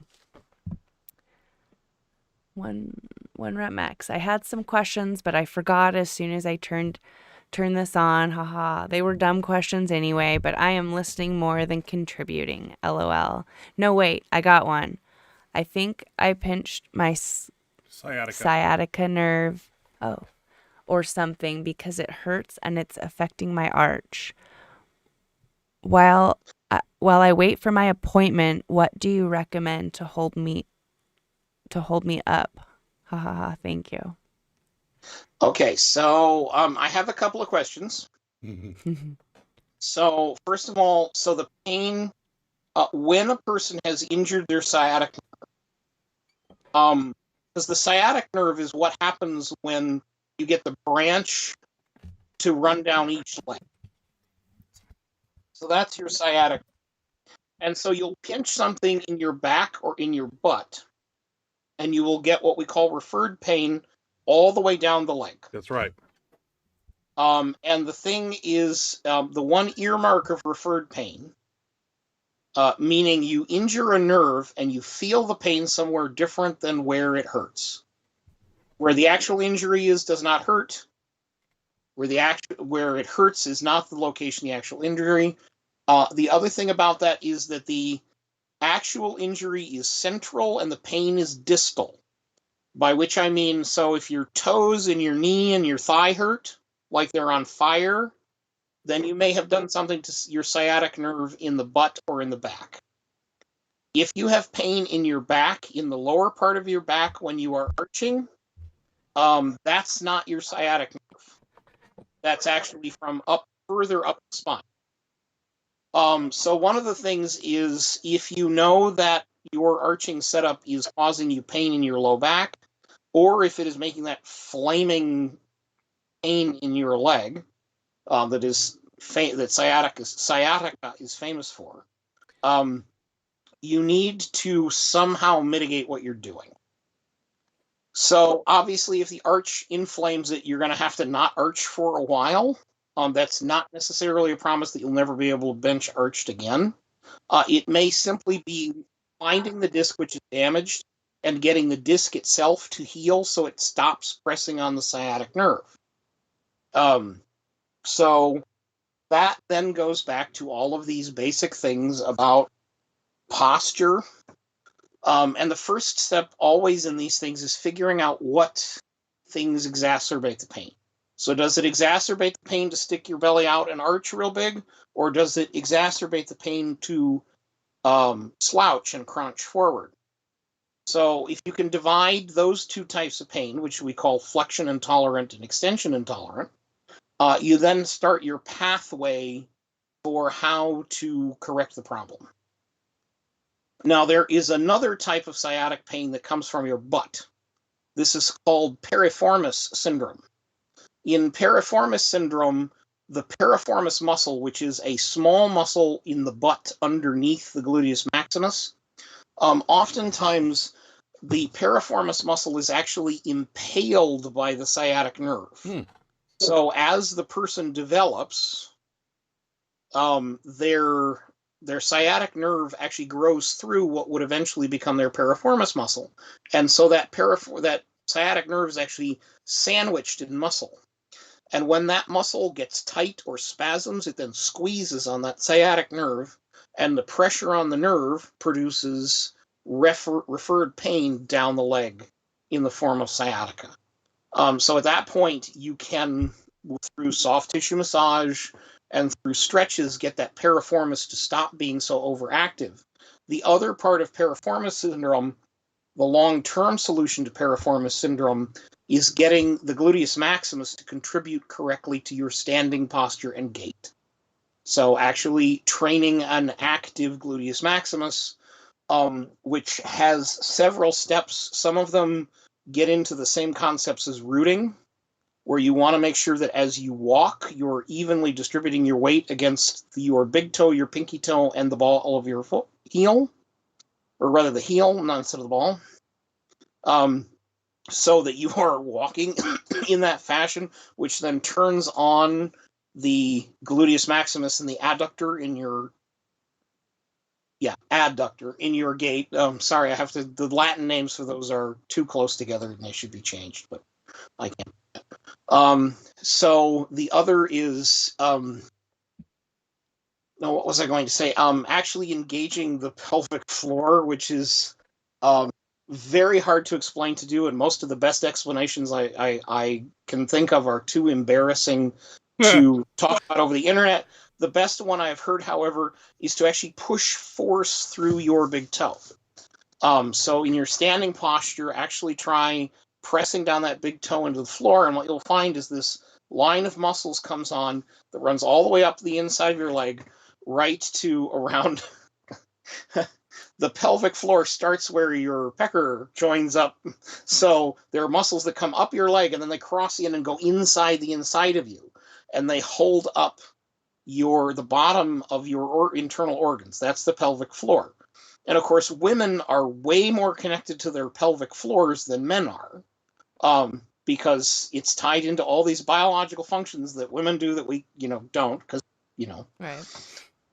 So explaining to guys how to make the bottom of in the pelvic floor, the bottom of the thing that's holding your guts in, actually be active, is the best explanation is to push through. You can even do this sitting in a chair. Get on the edge of the chair and kind of perch, and then push with your big toe into the floor.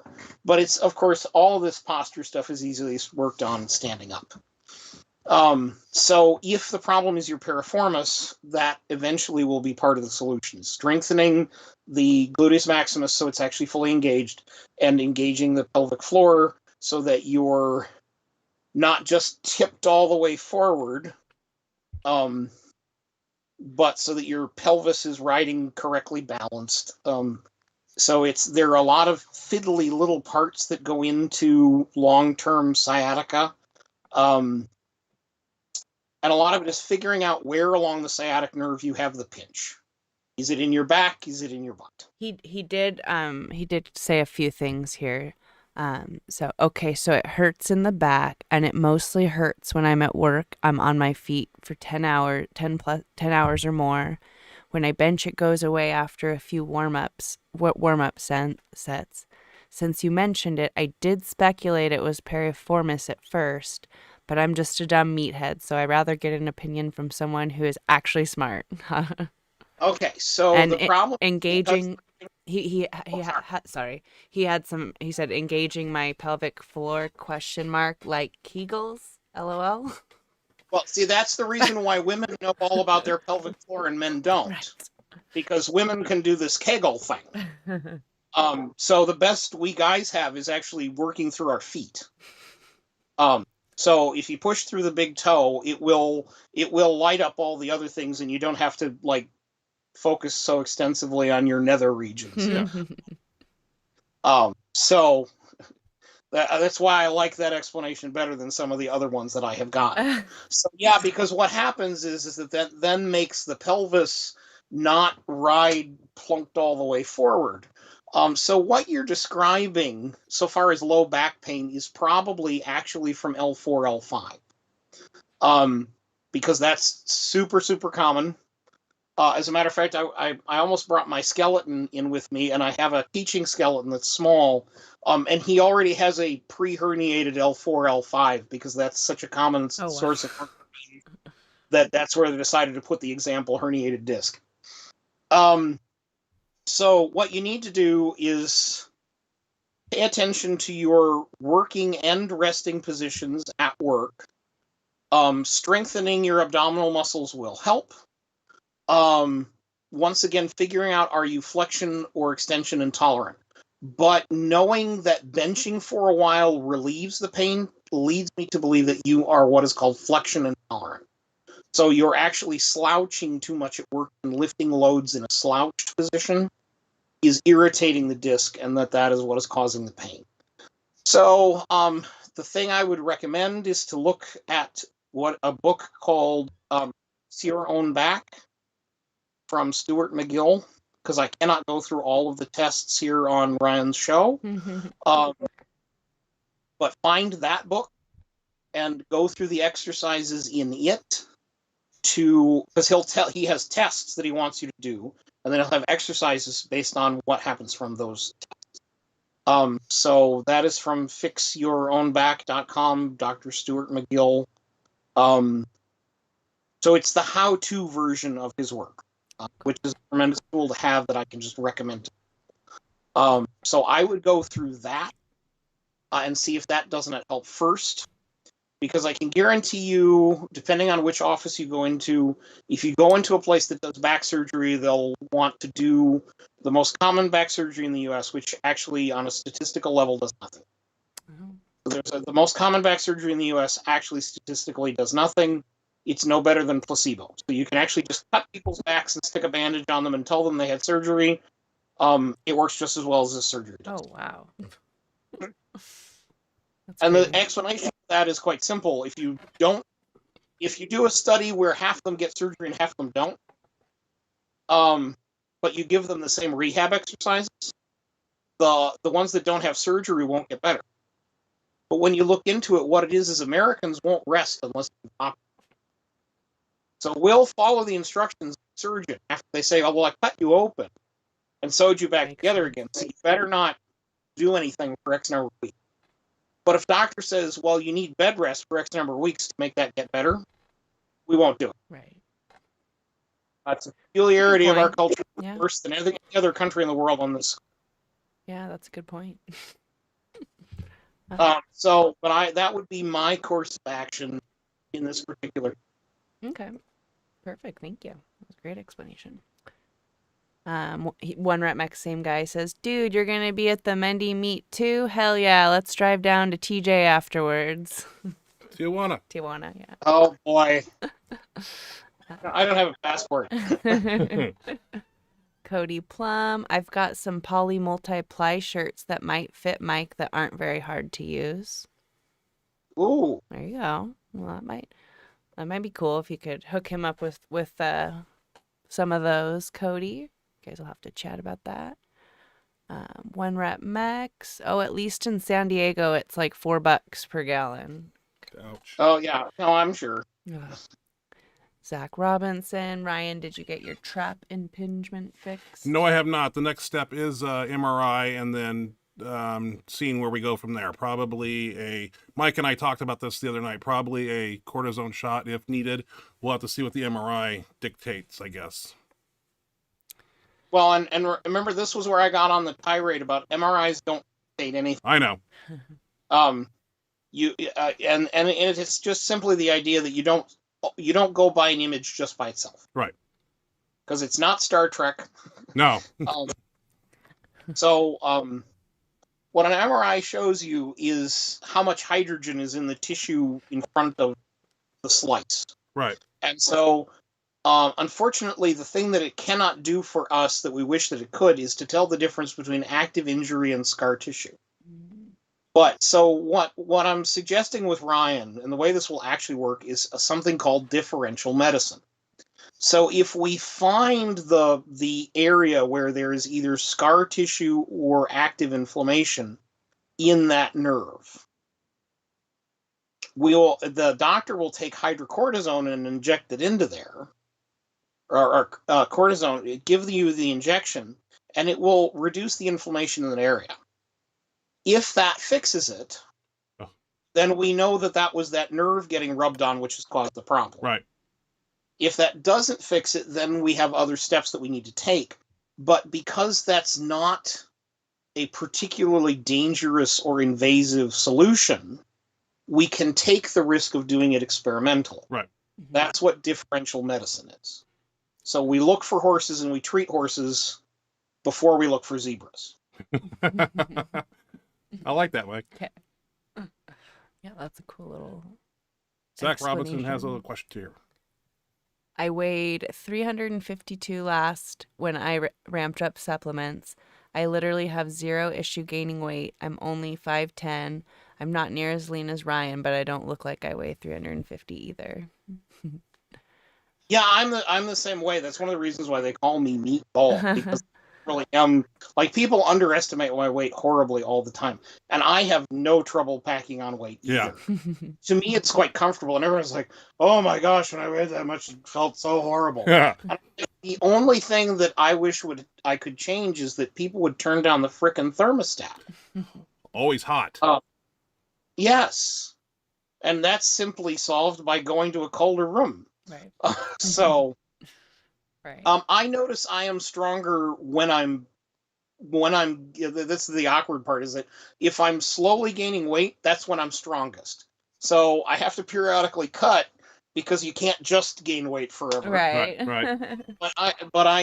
But to me, that's the most comfortable condition to be in. Whereas apparently this makes other people uncomfortable.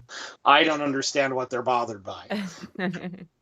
CJ has a question here for Mike. I have two friends that work at a Los Alamos. Alamos facility Los Alamos, yeah. and described their job as nuclear garbage men. So I'd assume you'd be making sure they are nice and safe. Yes, that is exactly my job. That is exactly my job. Awesome. Well, and making sure that both they are safe and that the repercussions of the things that they do won't hurt anyone else either. So a lot of what I do when I deal with the nuclear garbage men is make sure they pack the cans correctly. Because there are a lot of rules to what we can put in those cans that then go to the long term for obvious reasons. Okay. So that's what you do. You make sure that those guys are safe. Cody Plum. That's cool. I want to ask Mike if my spine/hip injuries can make my glutes not work under load. When I do reverse hyperextensions, I don't feel them work at all. I don't notice them helping while I squat either. That's Cody Plum, Mike. Okay, so there are two reasons probably why this is going on. One of them, you hit the nail on the head, is that your glutes got into a place where they needed to be protected, or you got in a movement pattern where they weren't involved, and now you're stuck there. The other is that our society's arrangements for living tend to deactivate gluteus maximus anyways. We sit in this these flexed positions, meaning that our knees are up, we're sitting on our butt way too much. And I know you have a standing job, but we still do too much of it in our society, and it tends to deactivate gluteus maximus. So both what is referred to as material culture that we live in and your prior injuries probably both aggravate that situation. And the training, I know McGill covers some of this stuff, but there are actually PT exercises to work the gluteus maximus. So the clamshell and the bad girl. For powerlifting, there's a move called the stallion, where you put a band across your hips and you kneel in front of a rack, and you go from sitting on your ankles to standing on your knees. So you're actually thrusting forward with your hip. Obviously, with some focus on the gluteus maximus, that becomes a tremendous activator of the gluteus maximus. And the other, which I didn't watch your warm-ups carefully, but when you get ready to do movements like the squat and deadlift, there's a movement called the hip airplane that you need to pursue. What happens is you stand on one foot, you put the other foot back like you're throwing a bowling ball, and you put your arms out like you're pretending to be an airplane, and you pivot on one hip. So you're actually lifting the whole hip up, and you're balanced on top of one leg standing straight. You do that on both sides. Well, one of the things is the gluteus maximus is a tremendous rotator of the hip. So what's going to lift you from being flat into being 90 degrees with your hip is going to be that gluteus maximus. So activating that by doing some hip airplanes before you then do leg training is a good way to get that to begin to play. And then you strengthen them with these other movements. The stronger the muscle is, the more it will tend to activate. So that's the thing people miss, is they think that having a muscle not activating properly is always a neurological issue. Whereas a lot of time it's simply the body is balancing load. And if that gluteus maximus isn't strong and responsive, the body goes, well, we have to shift that load somewhere else, or we're going to land on our ass. So so it does. I mean, we've got a lot of biological software and biological hardware designed to make us bipedal. So being able to walk on two legs was a tremendous feat of evolutionary engineering, and our brain and our muscular system and our nervous system have all sorts of load balancing and adjusting and we put traction control to shame. But the problem is that when we let things stay weak, that compensatory mechanism will make it worse and worse for us. So there are movements that can be done to make that open back up again, and they're not harmful. This is the other thing, that going back to that differential mechanism, none of these things will harm you if you already have strong glutes. So it's worth going through glute movements to try to reactivate them, because if they're already active, it won't hurt it. Okay. Thanks, Mike. 1 rep max. What was the name of that book again? Sorry, the machines are loud in here. He's at work while he watches this. So Stuart Mcgill book. He was wondering, the book that you told, 1 rep max. It is Fix Your Own Back by Dr. Stuart Mcgill. Okay. Did you hear that, 1 rep max? What was it? Or no, Fix Your Own Back is his website. That's right. It's The Back Mechanic is the book. Yeah, that's what Cody Plum said. On the website, he explains his own products very well. So he has a full academic level text, like for medical schools. Then he has levels of material for coaches, and then he has self-help books. Oh, nice. And so The Back Mechanic is his self-help level book. Okay. And he has other products too. So you can find practitioners that he has certified. And if you're in a place like California, you're much more likely to find one. And he does consults as well. So when you have someone like Brian Carroll worked with him when he broke his sacrum. So Brian Carroll actually split his sacrum in half, got that to heal, and then continued to move on, breaking records. So that is the reason why I trust Dr. Mcgill so much, besides that he has a tremendous grasp of a very pure empirical scientific method. He also has a tremendous track record with real athletes. And that is something to look for in an expert or a doctor. So if you can find someone who's really worked with real athletes, they're a godsend. So that's another reason why I advocate so shamelessly for his work. Yeah. Okay. Yeah, and Cody Plum said it was Back Mechanic. CJ Morgani said Brian Carroll did a lot of work with Mcgill, if I'm remembering correctly, which we know is correct. Where were we at here? Zach Robinson. Zach Robinson. I'm a truck driver, so I sit all the time. I own a reverse hyper, and I get nothing out of it. I feel like a GHR, a glute ham raise, is a much better development tool for hamstrings, low back, glutes, and calves. Well, and the thing I will say is that I'm going to quote Mcgill on this one. Because Mcgill says that the reverse hyper, for the people for whom it works amazingly well. For others, it does nothing, and for some people, it is harmful. And unfortunately, Mcgill he didn't have enough time in his laboratory to figure out what would be the deciding factor between those groups of people. So if somebody wants to do that work someday, God bless them, so we can then use that tool more effectively. Right. But it's something that needs to be understood, is that is one of the tools that you just have to try. If it doesn't help you, don't feel bad just because Louis gets so much out of it and has people that get out of it. does not mean it will work for everyone. True. Right. So if it works for you, use it. If it does not, don't use it. He says the same thing, by the way, about the elliptical machine. You find an elliptical machine that works for you and makes your back feel better, they're excellent machines to use for cardio and to actually get that lower back moving.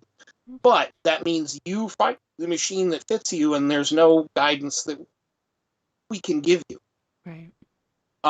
If one of these machines irritates your back, don't ever touch it again. Just trust that one doesn't fit. Right. So that's, unfortunately, it gets to be literally empirical on the person-to-person level. Okay. So it's one of these questions where, well, is that scientific to have a study of one? Well, the entire population is only one person, that's you. So at some point, it is perfectly valid to do straightforward empirical experiments on yourself. Does this thing help me? If it does, doing it. If not, don't. Right. So yeah, I'm totally on board with not getting much out of the Reverse hyper. side. Do you agree with the GHR is a much better development tool for hamstrings, low back, and glutes?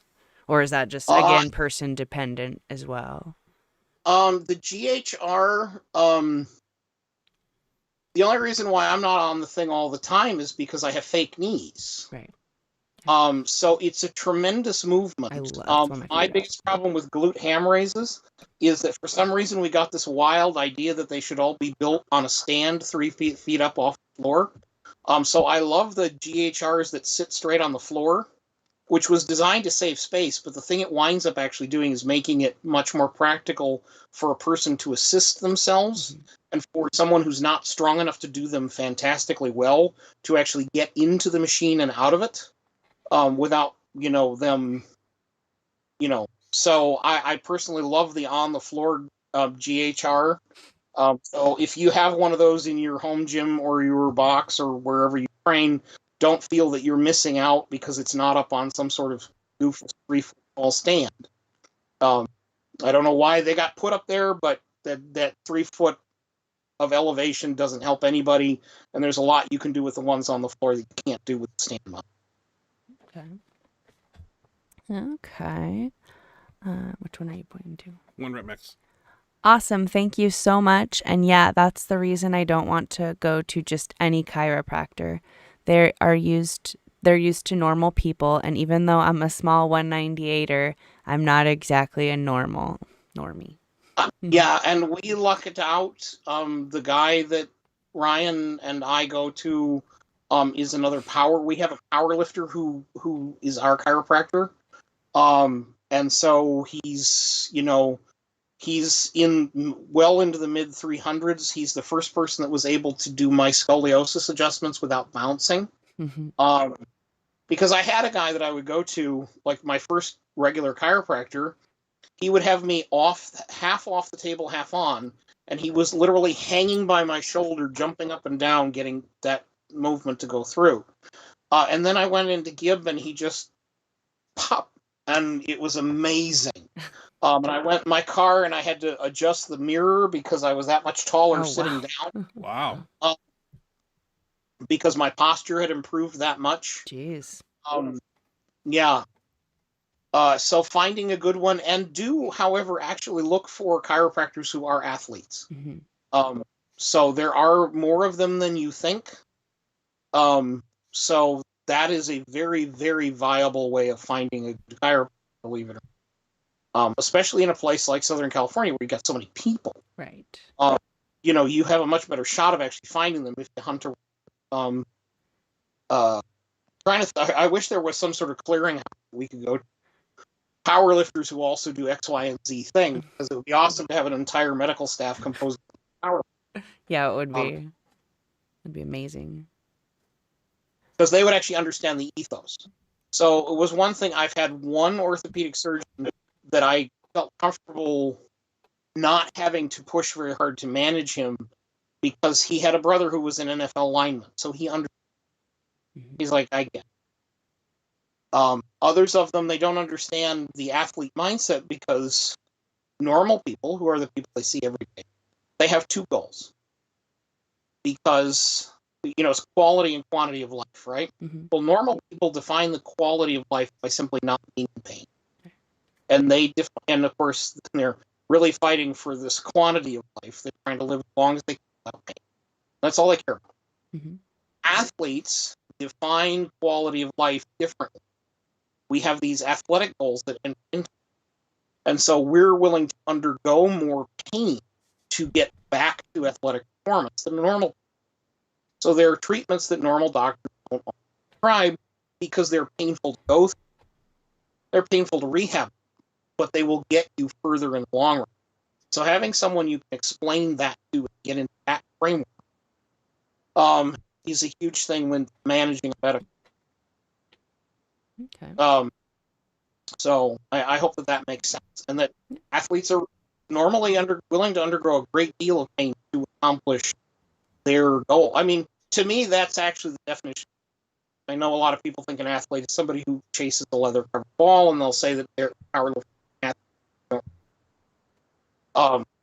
We're not agile. So, to me, that I use a much more classically oriented thing is it's a person who's shifted their priorities and is willing to make sacrifices of things, including tremendous amounts of pain and some of their longevity, in order to achieve these competitive.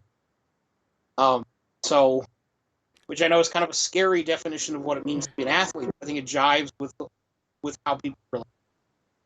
That's a good definition. I like that.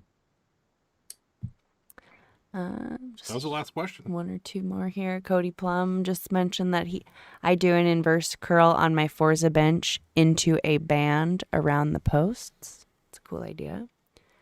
And at Cody, CJ Morgani is asking Cody, like a Nordic hamstring type thing, which I'm not sure what a Nordic.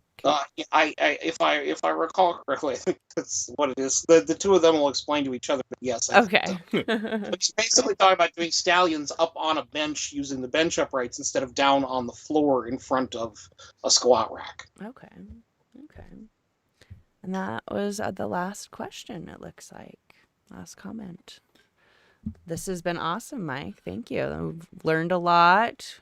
Had a lot of great stories. Yeah, and I think that took us just to time, didn't it? Oh, well, we This is went perfect. way past 9:30, Mike. I hope it's not too late. Oh, it's 9:30, not 8:30. No, it's 9:30, Mike. It's 9:30. Yeah. Time flies when you're having fun on here, Mike. I Yeah, swear it to God. just kind of flies away. It goes by pretty quick on here. But is there anything else that you would like to? Oh, no. I feel like I've tortured your poor audience. Oh, No we way, still dude. got people. Well, and people, if people got other things to do, they can hop off. But we still have a fair share of people tuning in and paying attention. Yeah, Zach Robinson says, great they're interview. loving it, yeah. CJ Morgani, thanks again, Mike. Great stream. Hope you guys have a good. Have you on again. Have you on again, Mike. So, yeah. Well, Oh, okay. Well, and I'm it's happy been a for this. hit. The other reason why forever because we can do this again as often as we like. absolutely. Yeah. Yeah. So you'll have to start penciling down questions that you otherwise get stumped on. Yeah. Well, I wanted to go over the stump the chump thing with you too. We talked a little bit about that. Maybe next time. Well, now we have a couple of people, right? Yeah. So we have a guy with sciatica, or that thought he had sciatica, and I'm leaning him toward flexion intolerant L4, L5. So we'll see, if what he does to intervene and if that helps it. Okay. So bring that one back up to me next time I'm here. You'll have to track and watch for when I reappear on the program, and maybe you'll get a chance to make me look like an idiot. Stump the chump. And then Mary says, not torture at all. Always enjoy listening to you. You're awesome, Mike. That's for Mary. Oh, you're such a sweetheart. Yes, we love Mary. Well, and that, Mike, we'll see you tomorrow on Speed Bench. Yeah. Yes. Yeah. Very much looking forward to it. Yeah. Very much. Competition is such an incredible catalyst to lifting. So I'm now all excited, and I'm have all of these things I have to get planned, but I let life get in the way too much, and I need to compete. So I'm very much looking forward to that. Yeah. Nice. Yeah, we're looking forward to seeing you compete. Again, thank you so much Yeah, thanks, for Mike. your time. This has been a lot of fun, as usual. Just talking to you, we've learned so much. And we We've got we such great knowledge. touched on so little. I mean, we could go Oh, I 6 know. or 7 more hours, Mike. I got so many more I know. things I to feel like cover. we could totally. But that's why we'll like I have said, him on we'll again. We'll save up those Yeah. questions, and I will come back again. So I'm very much honored to be on your Thank you, Mike. show and be a guest of the Benchmonster, and it's been an amazing friendship, my friend, and I want you to know that, and I'm happy to be able to say that in front of an audience. Oh yeah. You have changed my life, bud. You've helped me along the way, Mike, in more ways than one. Every time I need an answer, it's like I call you, Mike. You're the walking Google. I go up and I ask Mike, because I know he'll have the answer. I say, Mike, it hurts here. What is this? And then you get the boomstick out, and you've done a lot of amazing things that if I wouldn't have taken action, I probably would have had a serious muscle tear because of the imbalance in the bicep. That's all that rolling dumbbell work I do, and all those things that you've done for me, man. I appreciate it. Speaking of boomsticks, you know who we need to talk to about talking with you? No. Because he can tell us all about body tempering is Donnie Thompson. Oh yes, Yeah. that's That is his invention, and he's a charming gentleman. I got to meet him as well. There's a great picture. Everybody else is hamming for the camera, and me and Donnie have our face down in hamburgers. nice. Who it is, but Awesome. priorities, man. Absolutely. Priorities. All right. Well, you guys have a nice night. Yeah. Yes, you too. Again, thank you so much. We had a blast. This was Yeah, great. thanks The for joining audience us, loving Mike. it. Lots of positive comments rolling in. So We'll definitely do it thank again. you very much. And everybody join us again next week on Benchmonster TV. We'll I've got a lot of lifter submitted videos that have been emailed to me, and I got a lot of great stuff. So we'll have a guest the following week. We got a lot of videos for next weekend, including a speed bench and a max effort workout, and maybe another speed bench tomorrow. So we'll have a lot of video content to cover. So on that note, everybody, God bless. Good night. It's late, and be safe out there Thanks this again, weekend. Mike, And thanks again, Mike. everybody enjoy the rest of your week and have a great weekend. And we'll see you next week. Good night, everybody. Bye, guys.